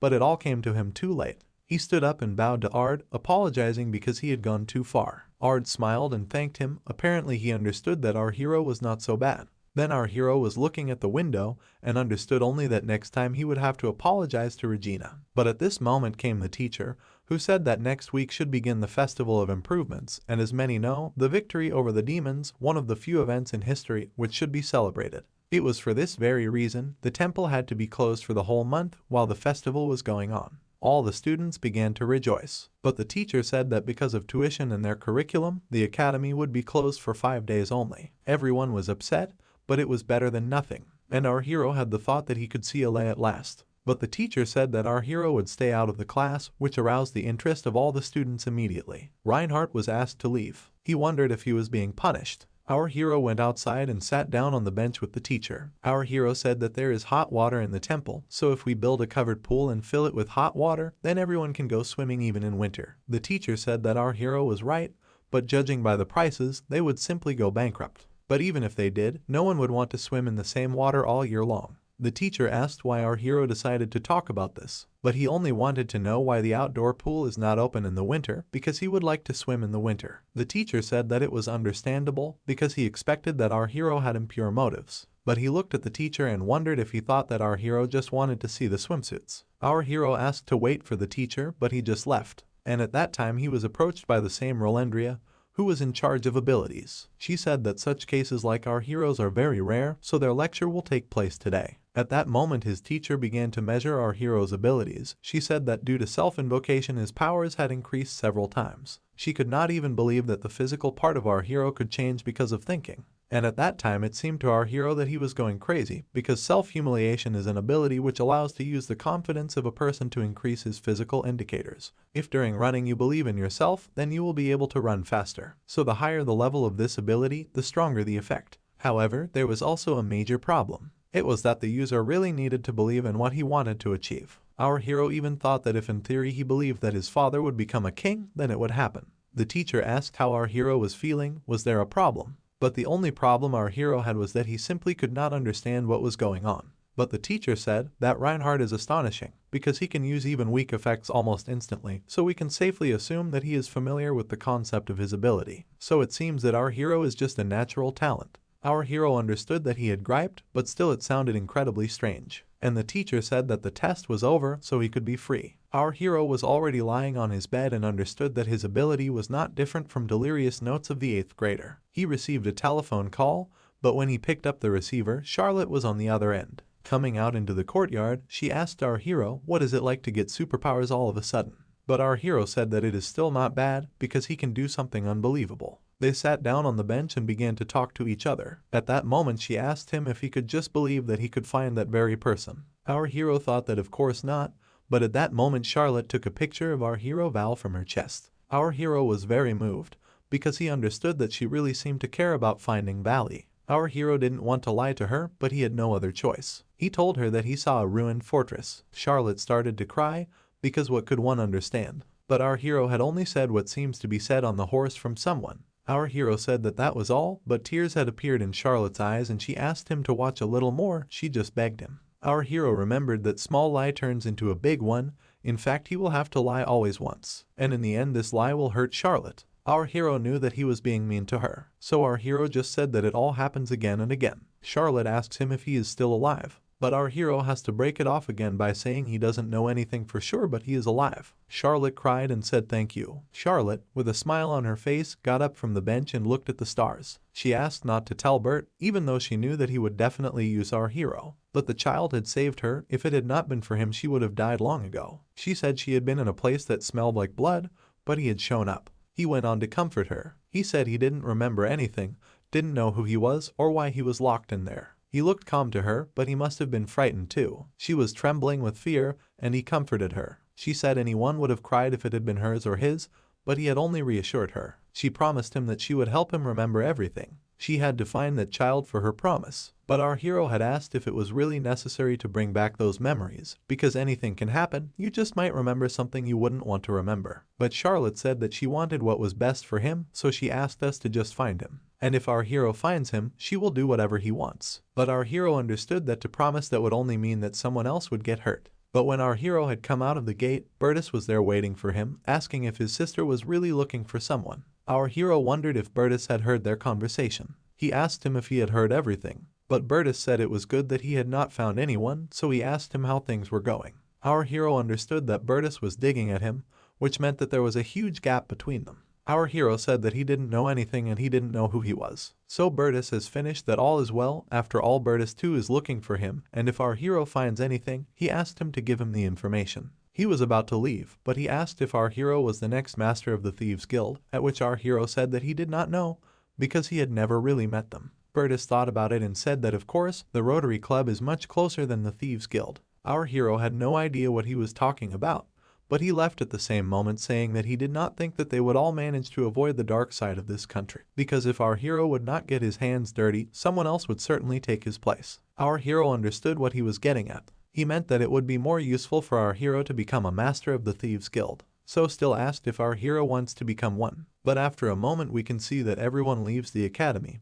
Adriana also said goodbye to our hero and told him to train hard, but our hero said he only wants to have a rest, and he was already on his way to training. But our hero was not even in the mood, because he remembered Bertus' words. He understood that Bertus wanted a friend of his in the guild, so that our hero could get the privileges of friendship with him as well. But at the same moment Bertus came up to him and said that he had said too much, so he just asked him not to bother. After all, it is still too early. But at that moment someone called out to our hero. It was Ellen. Our hero was lying on the floor and said that he gave up. He looked at her and you looked quite sickly. He offered to let her rest, but he still thought he would go and not distract her. He stepped back and saw the sandwiches. He did not know if he should take care of her for a while. Determination had taken its toll, and he took the food and carried it to Ellen. But as soon as he entered the training room, he saw Ellen lying on the floor. Little Ellen is in front of us. She asks her brother not to leave and asks why he has to sacrifice himself. But he didn't answer her and simply walked away. Ellen wakes up at that moment and our hero says that they are in the infirmary. But he asks her if she knows that sleeping in the gym is not very healthy.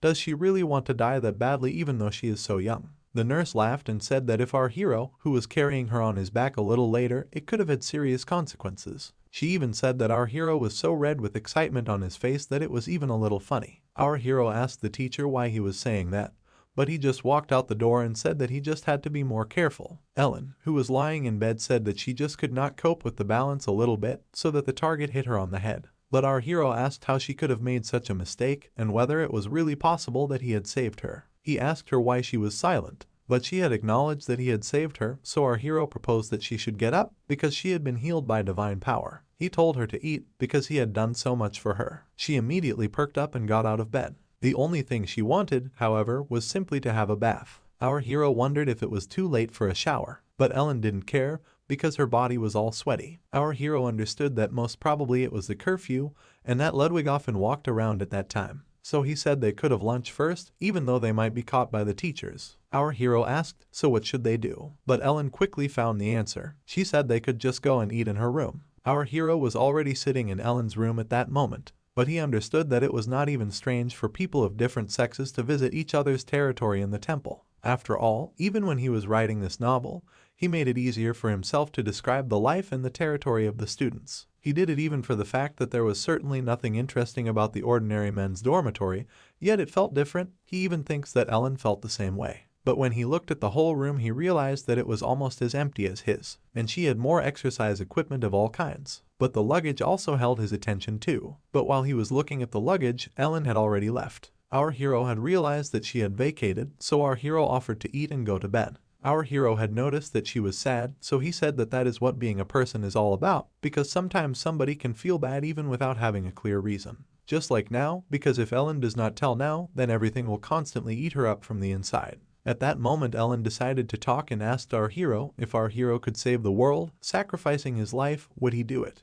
But our hero understood that for Ellen, death was death, and it did not matter what the reason was. Even if someone dies to save the world, they still have one life. People just buried the hero Arthur for what he had done. But it was the only thing his sister, Ellen, could do. She could just mourn him. Our hero, in his own time, didn't think he could have made that choice because he wasn't in that situation. Ellen said that our hero was right, but that she certainly couldn't have died that way. Our hero said she was right, so Ellen asked him to wait for our hero because she wanted to show him something. She opened the luggage and showed him the sword. Our hero could not imagine that he had ever seen such a thing because he knew exactly what was in front of him. The sword, which was called Weeping. Our hero could not imagine that the hero Arthur had two swords. The first was the sword of the god of war, and also the sword of the goddess of the moon. This sword was in the hands of Ellen. Not many people knew about this sword, but when Ellen's older brother went to war against demons, he gave it to her. Our hero asked her why was it so strong, but Ellen told him thanks. At that moment, our hero had a new accomplishment that was to earn Ellen's trust. He earned as much as 500 experience points for that. At one point our hero arrived at his trading town, where he immediately went to see Ellen. Although she was surprised by his appearance, she still said that it was too dangerous to appear like that. But our hero said that he has confused everybody with his ways, so he is sure that nobody followed him. He also said that he would stay for a short time because the school was on vacations. Ellie asked if it was impossible to stay in the temple. Our hero had only told her that he had come there because of Ellie, but she said that she was so worried because now it was very dangerous just to visit her. Our hero could not understand anything or had something happened to him. However, she has asked to remember those scrolls which our hero wanted to sell. She only said that someone had seen him there. Our hero wondered if that was why he was being watched. Amy said they were, but they didn't think she was involved, but they had their eyes on her store. She had also heard that our hero had stolen a fireball scroll. Our hero was shocked because he did not do anything. But after listening to her, he remembered the man who had asked him to support the scroll. He said that it was just like that. That man had asked him to copy the scrolls. Maybe he thought that our hero had done it. Allah said that our hero did the right thing because many people think that such scrolls work. At that moment our hero asked, what about his gang? But Ellie did not know because lawyer had not talked to her, but she advised him to talk to her. Our hero had also decided to visit her tomorrow. In the room, Elle and our hero were getting ready for sleep, but Elle asked him if he was sleeping. Our hero said no and asked what was wrong. Then Allah asked if he thinks that human beings are better than demons, because she doesn't think that they are much kinder. Even when someone says that people are more prosperous, she can see how cruel they are. There are even moments when Allah is full of them. Our hero got out of bed and asked if something was wrong, but Allah said that he would find out tomorrow. They went down the drain again and our hero was happy as he had not been there for a long time. But after they had gone a little, they met him there. Our hero was attacked by his loyal assistant. He shouted that he knows that he has an ability too, however our hero did not like all this. Lawyer also asked how our hero is doing, but he said only that he was too tired and might even die. Nobody knew what our hero was talking about, but he decided to explain everything, starting with that story about the duel. Those people couldn't believe their ears, some were even sad, because violence can't solve everything, some were very excited. But our hero said that he had not used the talisman, so he asked, so what had happened a few days ago? Our hero saw that the faces of his helpers had changed, so he decided to ask what had happened. But our hero has been told that soon there will be a demon lot at the feast that will be sold on the black market. Our hero asked if all the demons were not killed after the defeat. And why do they sell them? Why do they need them? Did people just want to sell them as animals? But then I asked, are the most popular demons to be sold succubi? Then we understand that they are mostly sold because of their resemblance to humans. Our hero asked if succubi aren't dangerous if they don't suck the power out of people. But he was told that they are, but there are ways to brainwash them to prevent them from doing it. There are even some surgical procedures. That's exactly what happens for incubi. Our hero thought that many demons were killed, but now he wonders if people just want to keep those demons with them. But that is the point of the black market. Our hero stood up and asked the question, would they really need to save them?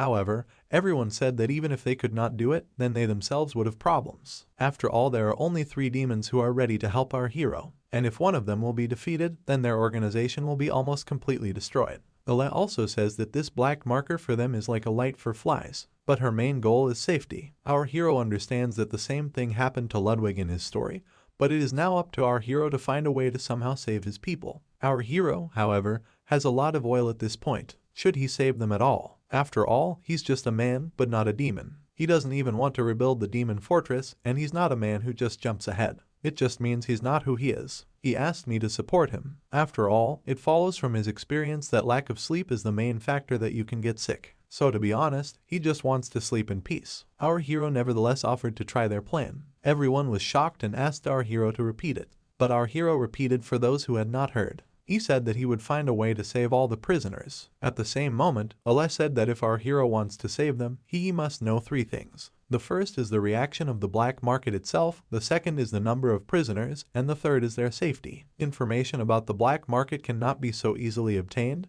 because it is said only to the nobility. So the most loyal said that he would take upon himself to find the information. Our hero was sure that they would need a ticket, but they said that they did not know who would sell the ticket. Our hero asked who organizes this black market, but he was told that if he could gather most of the demons, it means that they had connections with one of the armies that took part in the war. Our hero, however, could not take our conversations seriously because he was becoming more and more confused. After all, even if it was possible for some commanders to sell prisoners, then the rumors must not lie. He understood that most likely it had to reach the ears of the nobility, so there was a high possibility that the imperial family was involved in it.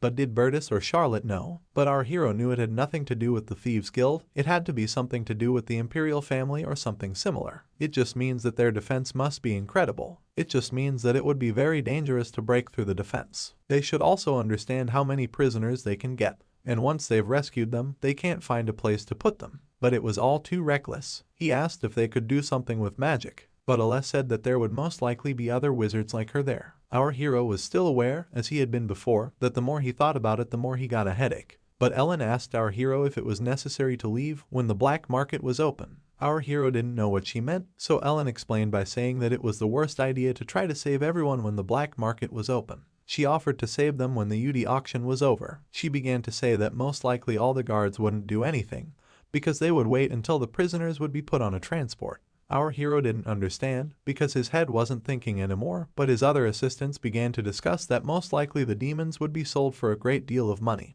and would not be killed. They began to discuss a lot of things, but only our hero did nothing. He just sat idly. But he only thought that if they tried to do so, Ale suggested, then everyone would think that someone was just stealing them from their own organization. It would definitely hit the reputation of the capital. It is the fact that people will find out that somewhere beneath their city hid a bunch of demons. Only after that would the rumors be spread, as well as the guards throughout the city. However, our hero did realize that he had never written about an incident like this one. He also understood that most likely everybody would support Ale's plan, so about the auction, our hero just understood that all these things could have happened without him. And he feels that this operation is a complete failure from the very beginning. Our hero understood that it would be better to think of a better method, because it is useless to solve the problem when they don't even know anything. But at one point he decided that he had. He thought that Ale would be able to use mass teleportation. Ale said that she understood it all, but that it would take too long to use it all. Our hero asked how long she would need, but the answer would not satisfy him. After all, he had realized that it would probably be impossible to use this method immediately. Our hero started to ask about anti-magic barriers, but then asked how many people could be teleported at a time. He said that if it is daytime it is 20, and if it is nighttime it is 50. Our hero thought that succubi and incubi are humanoids, so there shouldn't be so many of them. And most of the people he saw were not human. Lawyer asked if our hero was thinking of something else, but our hero said they might not be strong enough. So he asked what they thought was the most effective way to do it. He said it was more likely to be a black market, something illegal. Everyone immediately realized that many people are doing it in secret, so our hero asked what would happen if there was a rumor that something like that would happen. Our hero also said that if there are so many people it will be easy to hide. Our hero had confirmed all the words of his subordinates by saying that it was true that the power of the imperial family was too strong now, but that the exchange of prisoners after the war would enrage not only the citizens but also the other special forces. Ally asked if he meant the religious forces. At this point everyone knew that the diamante exchange was a great sin, so there would be a big rebellion when they heard about it. So if all the knights of the temple begin to infiltrate all that, there will be a great march that will be almost impossible to stop. So there would be nothing left but to tie up the criminals. So it was our hero who said that religion was too strong and all-powerful, because it was the religious people who believed that war with demons was something very sacred. But his assistants also said that if it is confirmed that there is such a market, then immediately all the prisoners will be exterminated. So it was at this point our hero decided to aim at the moment of action of the Knights of the Temple when they would take the prisoners into custody. Assuming that all the prisoners would be alive, that would be the proof of everything. They will not be killed. So even if the organizers of the black market find everything, they don't even have time to use anti-magic measures, so that's the moment they use mass teleportation. Our hero understood that not everyone is saved, but this is the best that they can do. Loyar, in turn, suggested using the gate. But our hero could not understand how these gates would be on their path, so they will definitely be found on the way. She showed all the portals on the map and also said that if the gate breaks down, no one will be able to appear in that place. Our hero understood more and more the essence of their plan, so at this point everyone began to take on responsibilities. Loyar distracts, Ale helps Loyar, and Sarah will take care of the security. Our hero understood that their plan could work, even in spite of the disadvantages, so even if there are some signals that something goes wrong, he simply uses his experience points. At that moment our hero and Jelly were already lying in bed. She was thanking him, but our hero didn't see any merit in that. But she said that it was our hero who had let them do something so crazy. But Ale said she did not think anything of it, everyone could be hurt. And she had already taken too many lives, she was tired of it. Our hero turned to Ale and hugged her. He knew that she was worried. And time was passing, the time of the festival was also approaching. So on that day the rescue must take place. Our heroes sat on the roof and looked at all those who were below. Their goal was not to arrest the nobility that was doing all this, but simply to rescue the prisoners. The only thing they could do was just save as many people as possible. According to all the information Sarka had given them, there were about 100 prisoners, and there was a black market in one of the guild buildings. They also had two ways to start. One was to send a letter with everything or just spread rumors. In the end, they decided to send a letter, so luckily they even got a response. Our heroes thought about it while sitting in invisibility. They found it all very convenient.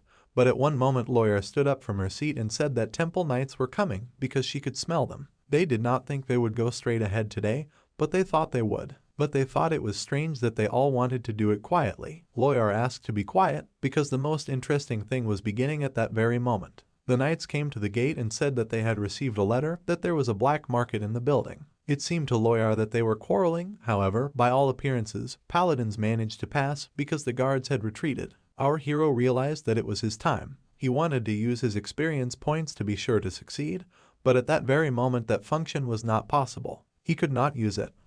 But why can't our hero use this feature? Can't the execution of prisoners by holy knights be prevented even by using the system? What will happen in spite of everything? However, as soon as our protagonist came to his senses, he was called by his ward, who asked if everything was fine because he turned pale. Our character immediately started making excuses, saying that he was just thinking a little bit.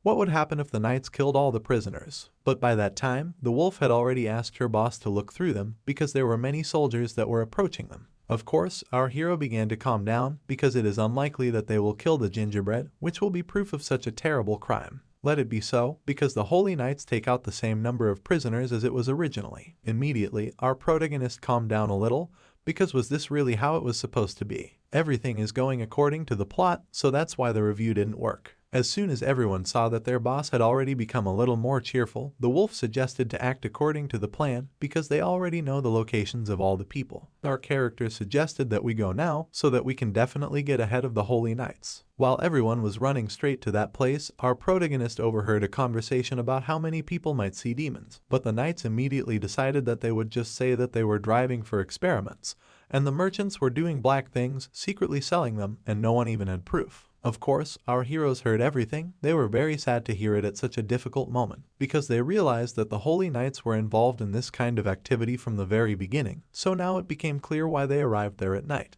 But there was only one question: why did they do all this at all? Did they really pass on their faith? Before the eyes of our hero flashed a certain girl who is definitely in the service. He understood that the result of such actions seemed to be quite good, but the process itself was definitely quite terrible. By that time the knights had already approached the special transfer gate that was supposed to take their squad far out of the city. But something went wrong. They realized that someone was asking for them, so the commander of the holy troops immediately asked to find the outsider and eliminate this target. Not a single person in our protagonist's squad could believe that they were noticed, so they immediately wanted to run away. Of course, our hero wanted to immediately escape using the review and start teleporting. L, in turn, instead of using the teleport, began to activate the power of fire. Our main character realized that this girl does not know how to minimize damage at all, and they just had to buy time and use a teleport. In any case, Al couldn't be angered, and no one wanted to be. The Holy Knight, who was at the head of the squad, immediately began to dictate what they needed to do, or rather keep the defense, but fire is only the beginning, because the wolf went into battle. The Holy Knight started shouting that they were being attacked by demons, but the useful demons on the contrary became much happier. They realized that they had a hope that they didn't fully believe in.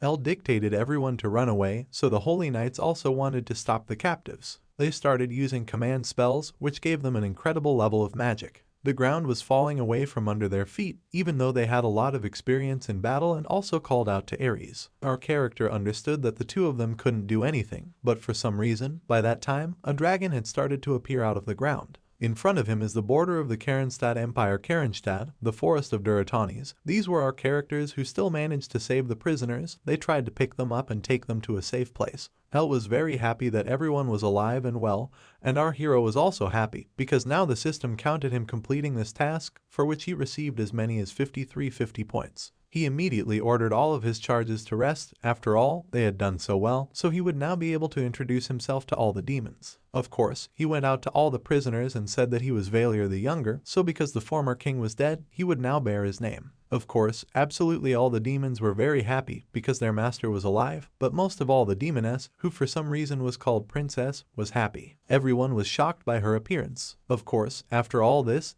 princess went to talk with our protagonist about the fact that he can't remember anything, so our character also said that he deeply apologizes for not knowing who is sitting in front of him. The princess immediately said that she was very grateful that they were saved, but still could not think that Valier Jr. was alive. She was very happy. Of course, Valier couldn't understand why she was looking at him like that. Did they have any special relationship in the past? So if so, he said that he had lost all his memories in the past that he didn't even want to remember, so he immediately apologized for doing something wrong in the past. The girl immediately began to blush and say that it wasn't his fault because it was her doing. Our hero did not understand anything from her words, so he asked for an explanation. The girl started to say something, but then thought better of it. This behavior led our main character to believe that she was probably mocking him. The princess immediately started tossing from side to side, so our Valier knew for sure that it was probably the same girl with whom he had a strong friendship in the past. That Eri was sitting in front of him, the daughter of one of the 4th heavenly demon kings. So in fact, she was the 3rd demon princess, right? That the fact that he had been bullied by his subordinates in the past was probably due to the fact that her status was higher than his. When they met in person, he always ran away from her in fear, but in front of the demon king, he always behaved as usual, so it could be said in simple words that they hated each other. After the 4 heavenly demon kings died, Eri was captured, and the demon king's son miraculously survived. To put it bluntly, the situation was definitely not very good, and it was even hard to believe that he had saved her in good time. Of course, Valier realized that there was no point in holding a grudge against each other, so he asked them to forget all the past that was between them, because judging by the girl's story, he was still a terrible demon. Eri started to behave strangely, but this time our protagonist didn't pay attention to it. He just asked her what was going on with magic. However, Eri only pushed back the curls of her hair and we were presented with a terrible picture. Eri did not have horns as well as a tail. She made it clear that for demons, it's more than just body parts, because of this, she will never be able to use magic again. Now she is nobody, she has become ordinary garbage, so she immediately apologized for everything, and also expressed her huge gratitude for saving her. She began to cry, because she would never have thought that she would become such a pathetic creature, that she was very sorry. However, despite everything, our main character only said that he did not save all of them in order to use them, because he just had a chance to free his fellow soldiers, and he just jumped at it, so no one from their squad is obliged to him. She decides for herself whether to return to the demon world, or but not yet. Even after all that has happened, she can live freely, because as the daughter of one of the strongest demons, she has done more than enough. As soon as they finished this conversation, they went back to the rest of the demons that were waiting for them on the street. They counted and it turned out that with our main character there were only 10 demons left, and the rest returned to the demon world. Of course, this was all incomprehensible to Valier, because why did they stay with him at all? Of course, Eri started saying that they would stay in the Empire even though they were useless, that they couldn't help. But she is still a member of the royal family, so they have to help each other, so even though they have lost all their powers, they have their own bodies. Our protagonist couldn't understand what she was talking about. But Eri only said that money is necessary for survival in the human world, and she heard that big money itself is a threat to the world, so you can use the money you earn to do business. Of course, everyone didn't understand what Eri was getting at, so she decided to say that if our character becomes a successful entrepreneur in the Empire, it will definitely help restore the Demon Kingdom. In addition, they will be able to split the Empire and cause chaos, being in the very center of the capital. Of course, our hero understood that Eri was right, but still everything worked in a different scenario because where would they even get the funds? Eri said that it didn't matter because there was still one solution. She asked him to sell them because if he sold them, he would get a lot of money and for this money you can do whatever he wants. Of course, Eri couldn't finish. After all, Valier immediately lost his temper. He could not understand what she was saying at all. He started talking about how they risked their lives to save her from slavery, but now she wants to go back there. Why do we need so many victims at all? Eri immediately started crying again, saying that this is the best thing she can do for the demons, because now she is the most useless of them. She just had no other choice, because with her trampled pride, she simply does not see any other option for the development of events. However, even at this point, our hero asked her to close her mouth. At the same time, the other servants began to fall to the ground, saying things to think about. Properly, Eri also continued to stand her ground, saying that in order to take revenge on her abusers, she would even sell her body to help in some way. Our character couldn't understand why she didn't want to stop, because didn't she understand that he just wouldn't accept such money from her? He'd rather just die than take them, because there are other ways to make money without anyone sacrificing anything. You just need to use your brain a little. Eri didn't understand what this meant, and Valier remembered that all the NPCs in the story were a bit dumb, so he immediately started explaining that you can do something else, like work in a bar or tavern. You can do whatever they can. Elle also noticed that our main character was hoping for her, so she said that there was a certain island nation called the Edina Archipelago, a trading town in the waters south of Kernstadt, full of rabble that you could go about your business without being noticed. But what does Eri think about it anyway? Eri had said that she wouldn't do anything that her king didn't want her to do. But in any case, she would be someone who would definitely come in handy in the future. She was glowing with complete self-confidence, so our character told her that if something happened to her, she should go straight to him. However, at the moment, Elle has asked our main protagonist to return to the temple as soon as possible, because now the situation in the stable has become much more serious than before. Of course, by that time in the temple, the teacher had made an announcement that all those who are in the temple will not be able to go outside of it. He explained that during the Victory Day celebration of the Great War, there was a rebel attack. No one was killed, but the skirmish with the Holy Knights did not go unnoticed. The night sky was then colored by a fiery bright storm. All the townspeople were simply horrified by such a sight. Because of what happened, the Victory Day, which in the original story lasted a month, was over in a few days, and all thanks to our Valier. After all, people were attacked by demons on the day of the destruction of all the monsters. The prisoners were in the capital, and the Empire, which spoke of the complete destruction of the enemy, secretly sold them on the black market, because of which the country's honor was disgraced and completely trampled on. This is exactly what was the merit of our main character, who was able to change the main plot, receive 500 points for it. However, it was after his action that the students of their school were simply beside themselves, and the abduction of Delphine Isdadra also cannot take place. Morning came, our main protagonist went to practice with the sword as usual, where once again he was defeated by his mentor. He even told his girlfriend that he didn't know what had happened in the square and why they were talking so much about it. He only thought that they were missing something, and also that they didn't know. Of course, our character thought that he was looking at an ordinary girl without prejudice. He started talking about how if the truth is revealed, then something will definitely go wrong. But it was at this moment that he realized that he could not become an ordinary person, because he is the Demon King, and also the fact that he is now proud of the fact that the strongest man of humanity is growing before his eyes. So he can't be a demon either, so who is he really? Of course, at this moment, the girl immediately asked our hero to pick up the sword again and take his stance, because the training is not over yet. Our Valier I asked her if she really wanted to train until the last day of the holiday. After all, everyone was sure that absolutely anyone should go for a walk on such a day and train in general in moderation, otherwise it will be impossible to collect even bones. The girl couldn't understand why it was necessary at all. She asked our hero to go alone, but he just asked her, immediately took her hand, leading to the street and talking about what he treats. Of course, at this moment, the girl blushed, but a second later they were standing in front of the shop of a certain restaurant, and the friend said that he did not like soy sauce, which shocked our main character because he thought that she loved him, but now it turned out that she ate it because he is no longer a friend it was. He asked her if she liked other sauces, but she just remembers what our hero treated her to and just asked for meat. Of course, they went to one of the restaurants where the girl was very happy because she ate a huge amount of steaks, but our protagonist was not very happy because most likely he spent all his last money, not even thinking that this would happen. Of course, he called her a glutton and asked her to pay for at least dessert next time because they had already agreed. The girl agreed, but our protagonist again took the initiative, saying that he knows a good place where they sell desserts. They were walking down an alley where there was supposed to be a shop, but they saw a girl who was learning archery. She immediately got scared and pointed a bow at our main character, but he was not even scared and said that you cannot poke onions in the face. Of course, Valier asked, where is Roidatoy such a small girl? But Ta only said that he didn't know yet. Of course, this time our main character said that if she tries so hard to hit the target to get a plush toy, then she will not even succeed, because given how close she is to the target, it will take her at least 2 years. The girl, of course, was very angry with him, so to apologize to her, our main protagonist decided to use a ticket with which he also tried to shoot arrows. He used the auto-suggestion skill and thought that he would succeed, but unfortunately it didn't work out. He just won a small prize that the girl couldn't win on her own. Our main character did not get upset.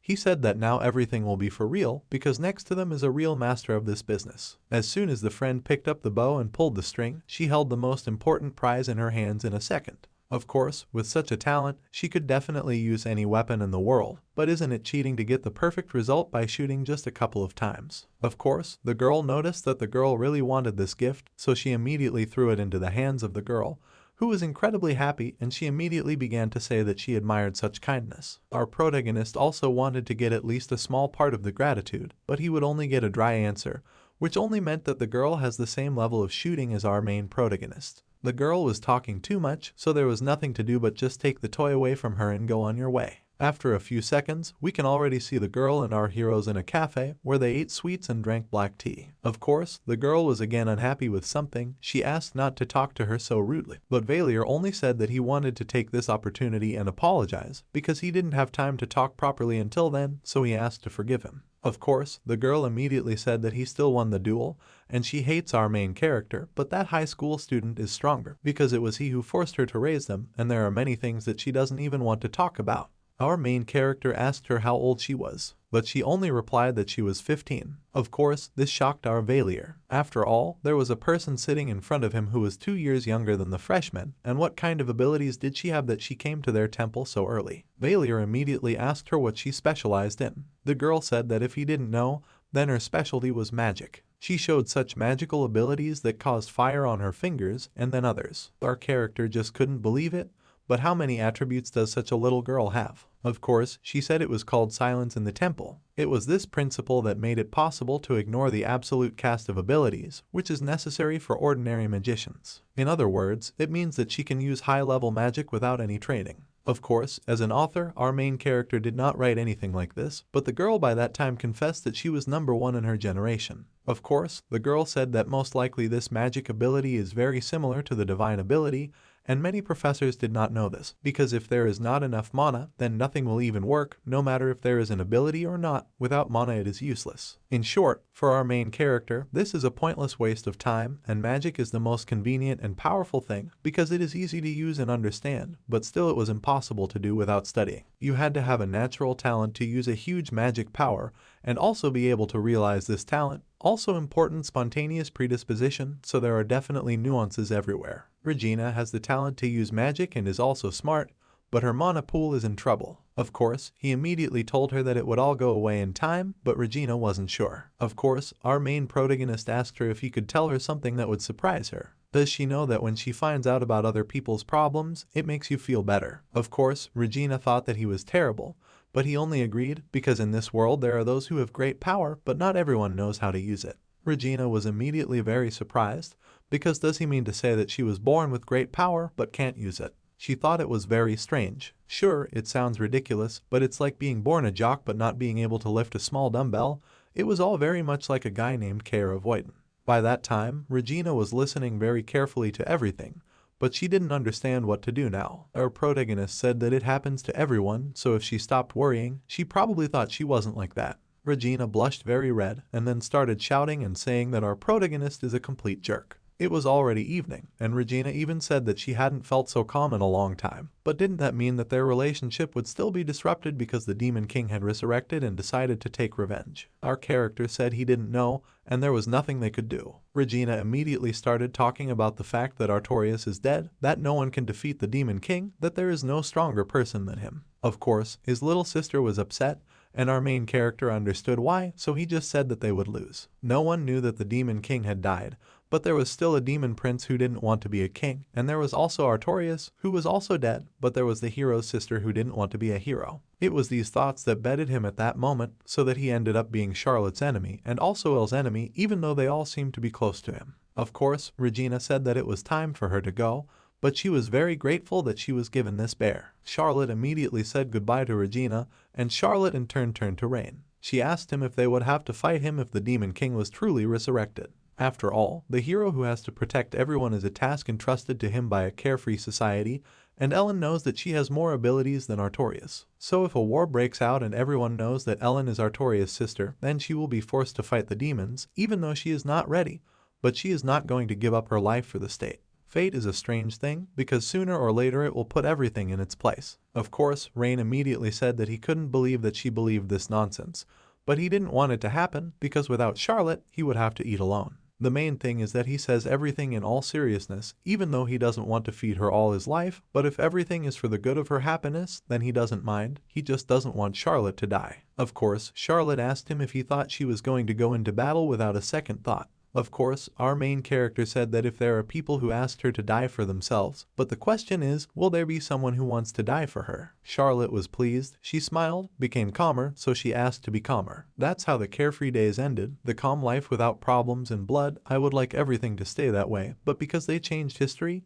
everything went to hell. This only means that the events that need to be prepared for will be different, so he'll have to fix everything. He went to see Adelia first. Once again, the teacher appeared in front of us, saying that most likely everyone is so afraid of the situation that happened some time ago. So everyone should understand and know that the protection of their temple should provide them with protection. But of course the temple is also concerned about parents who cannot see their children, because this situation it is not subject to explanation, because it is out of the ordinary. So the only thing they can do is ask their parents to take parental leave to take care of their child. Of course, one of the girls asked if she could just go back to the DBMS next semester. The teacher said that if you leave this semester, you can't come back for the next one, you will have to repeat everything that you studied this year. Of course, by that time, our staff did not understand what was happening at all, because the future is changing from second to second. Now, in general, the whole story is divided into several parts. Why do you need to offer something that will cause only problems? Why does the butterfly effect only work on him at all? Was it all because he saved a few prisoners? A few days ago, Ludwig was supposed to help Scarlet, who was attacked from several sides by bullies, but now Charlotte has taken this role. Of course, many people understood that all the people who participated there were too suspicious.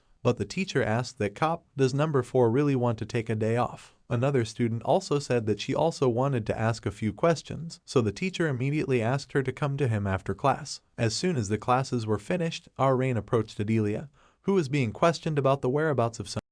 Adelia couldn't figure out what to do. However, she only said that she was told that they would leave for a short time. But does she really talk to her parents at all? Is there anyone else? Adelia also said that this is all true, but what happens if she leaves? Of course, Adelia wouldn't want to hear those words out of her mouth. Of course, our main character asked why she then does nothing. Adelia immediately said that there was nothing she could do, because people who were higher up were much stronger than her. Our staff also confirmed all of this, but Adelia couldn't figure out what the hell was going on with our main protagonist, what kind of plan was in his head. But he just left the place without even talking to Adelia. However, by that time another girl came in and saw our main character together with Adelia. She thought that they had something going on a personal front, so she immediately started kicking him out of there. Of course, by that time they were talking a lot with our main protagonist about something strange going on. They started fighting, and the girl was too fit. Our Rain asked her if she was going to take a vacation and go to her parents' house. But as soon as she wanted to say something, our character asked her not to take such a vacation. Of course, she started blushing again, but our Rain only said that he didn't know what they should do, but she should become his junior, because next year it will be our protagonist who will be able to train freshmen. Of course, the girl again could not understand why he was addressing her like this. She said that she herself did not want anything, but her parents forced her to do it. Of course, by that time, the girl asked, doesn't it mean that if she takes a vacation, she will most likely be able to make a very bad opinion of herself? But then what should she do? Would she have any problems? Of course, our hero told her that everything will not be but a little later. But did she really think Bertus could get away with it? But our character only replied that even if she was so worried about it, even the security of the temple wouldn't allow anyone to get into the school. Rain even asked a fool like her to turn on her brain, because only in this way would she come to the right choice. It was already late at night, so our main character met Charlotte, who came into the room, and he immediately told her that he would cook something. Of course, the girl thought the meeting was strange, because they saw for the first time how our main protagonist will cook. It took quite a long time, but at one point Rain still came in and brought steaks. She was talking to Charlotte as usual, but the girl did not understand why our hero and Charlotte are so close. Of course, our protagonist said that even if they ask him such a question, he will not be able to answer it. Of course, the girl wanted to ask to tell how they met. At first, our main character didn't want to answer this, but Charlotte abruptly began to say that they met when she received the letter. Abruptly, Charlotte's mouth was closed, which caused even more surprise in the girl sitting across from them. But still, Charlotte said that it all started when he confessed his love for her. But then she asked if it was a lie. Our main protagonist said that this is all true, but in fact everything was so clear to Charlotte, but she was still very offended. Of course, the next day Bertus overtook him and read his mind. But why did this happen? Why can't he explain why Bertus is always ahead of him? However, just as he was thinking that, Bertha's sister came up to him. Of course, our main character understood that it was necessary to be careful with her, too. But where are they going now? However, the girl only said that if she didn't say anything, they would go to Aligara, to the very street of merchants. Of course, our hero was not at ease, but the girl only said that she understands why her partner is worried, because most likely her brother made a rather big impression on him. And not just for him, but for the whole class. So even if he's hurting the class, he must have a motive for doing so. Of course, our main protagonist asked why she was telling him this, but she only replied that she was saying all this because she already understands that they have a bad relationship with each other, and now is the best time to make their relationship better because they have one enemy. That's how this video ends. If you have sat through to the end, please don't forget to press the subscribe button and leave feedback. See you in the next video.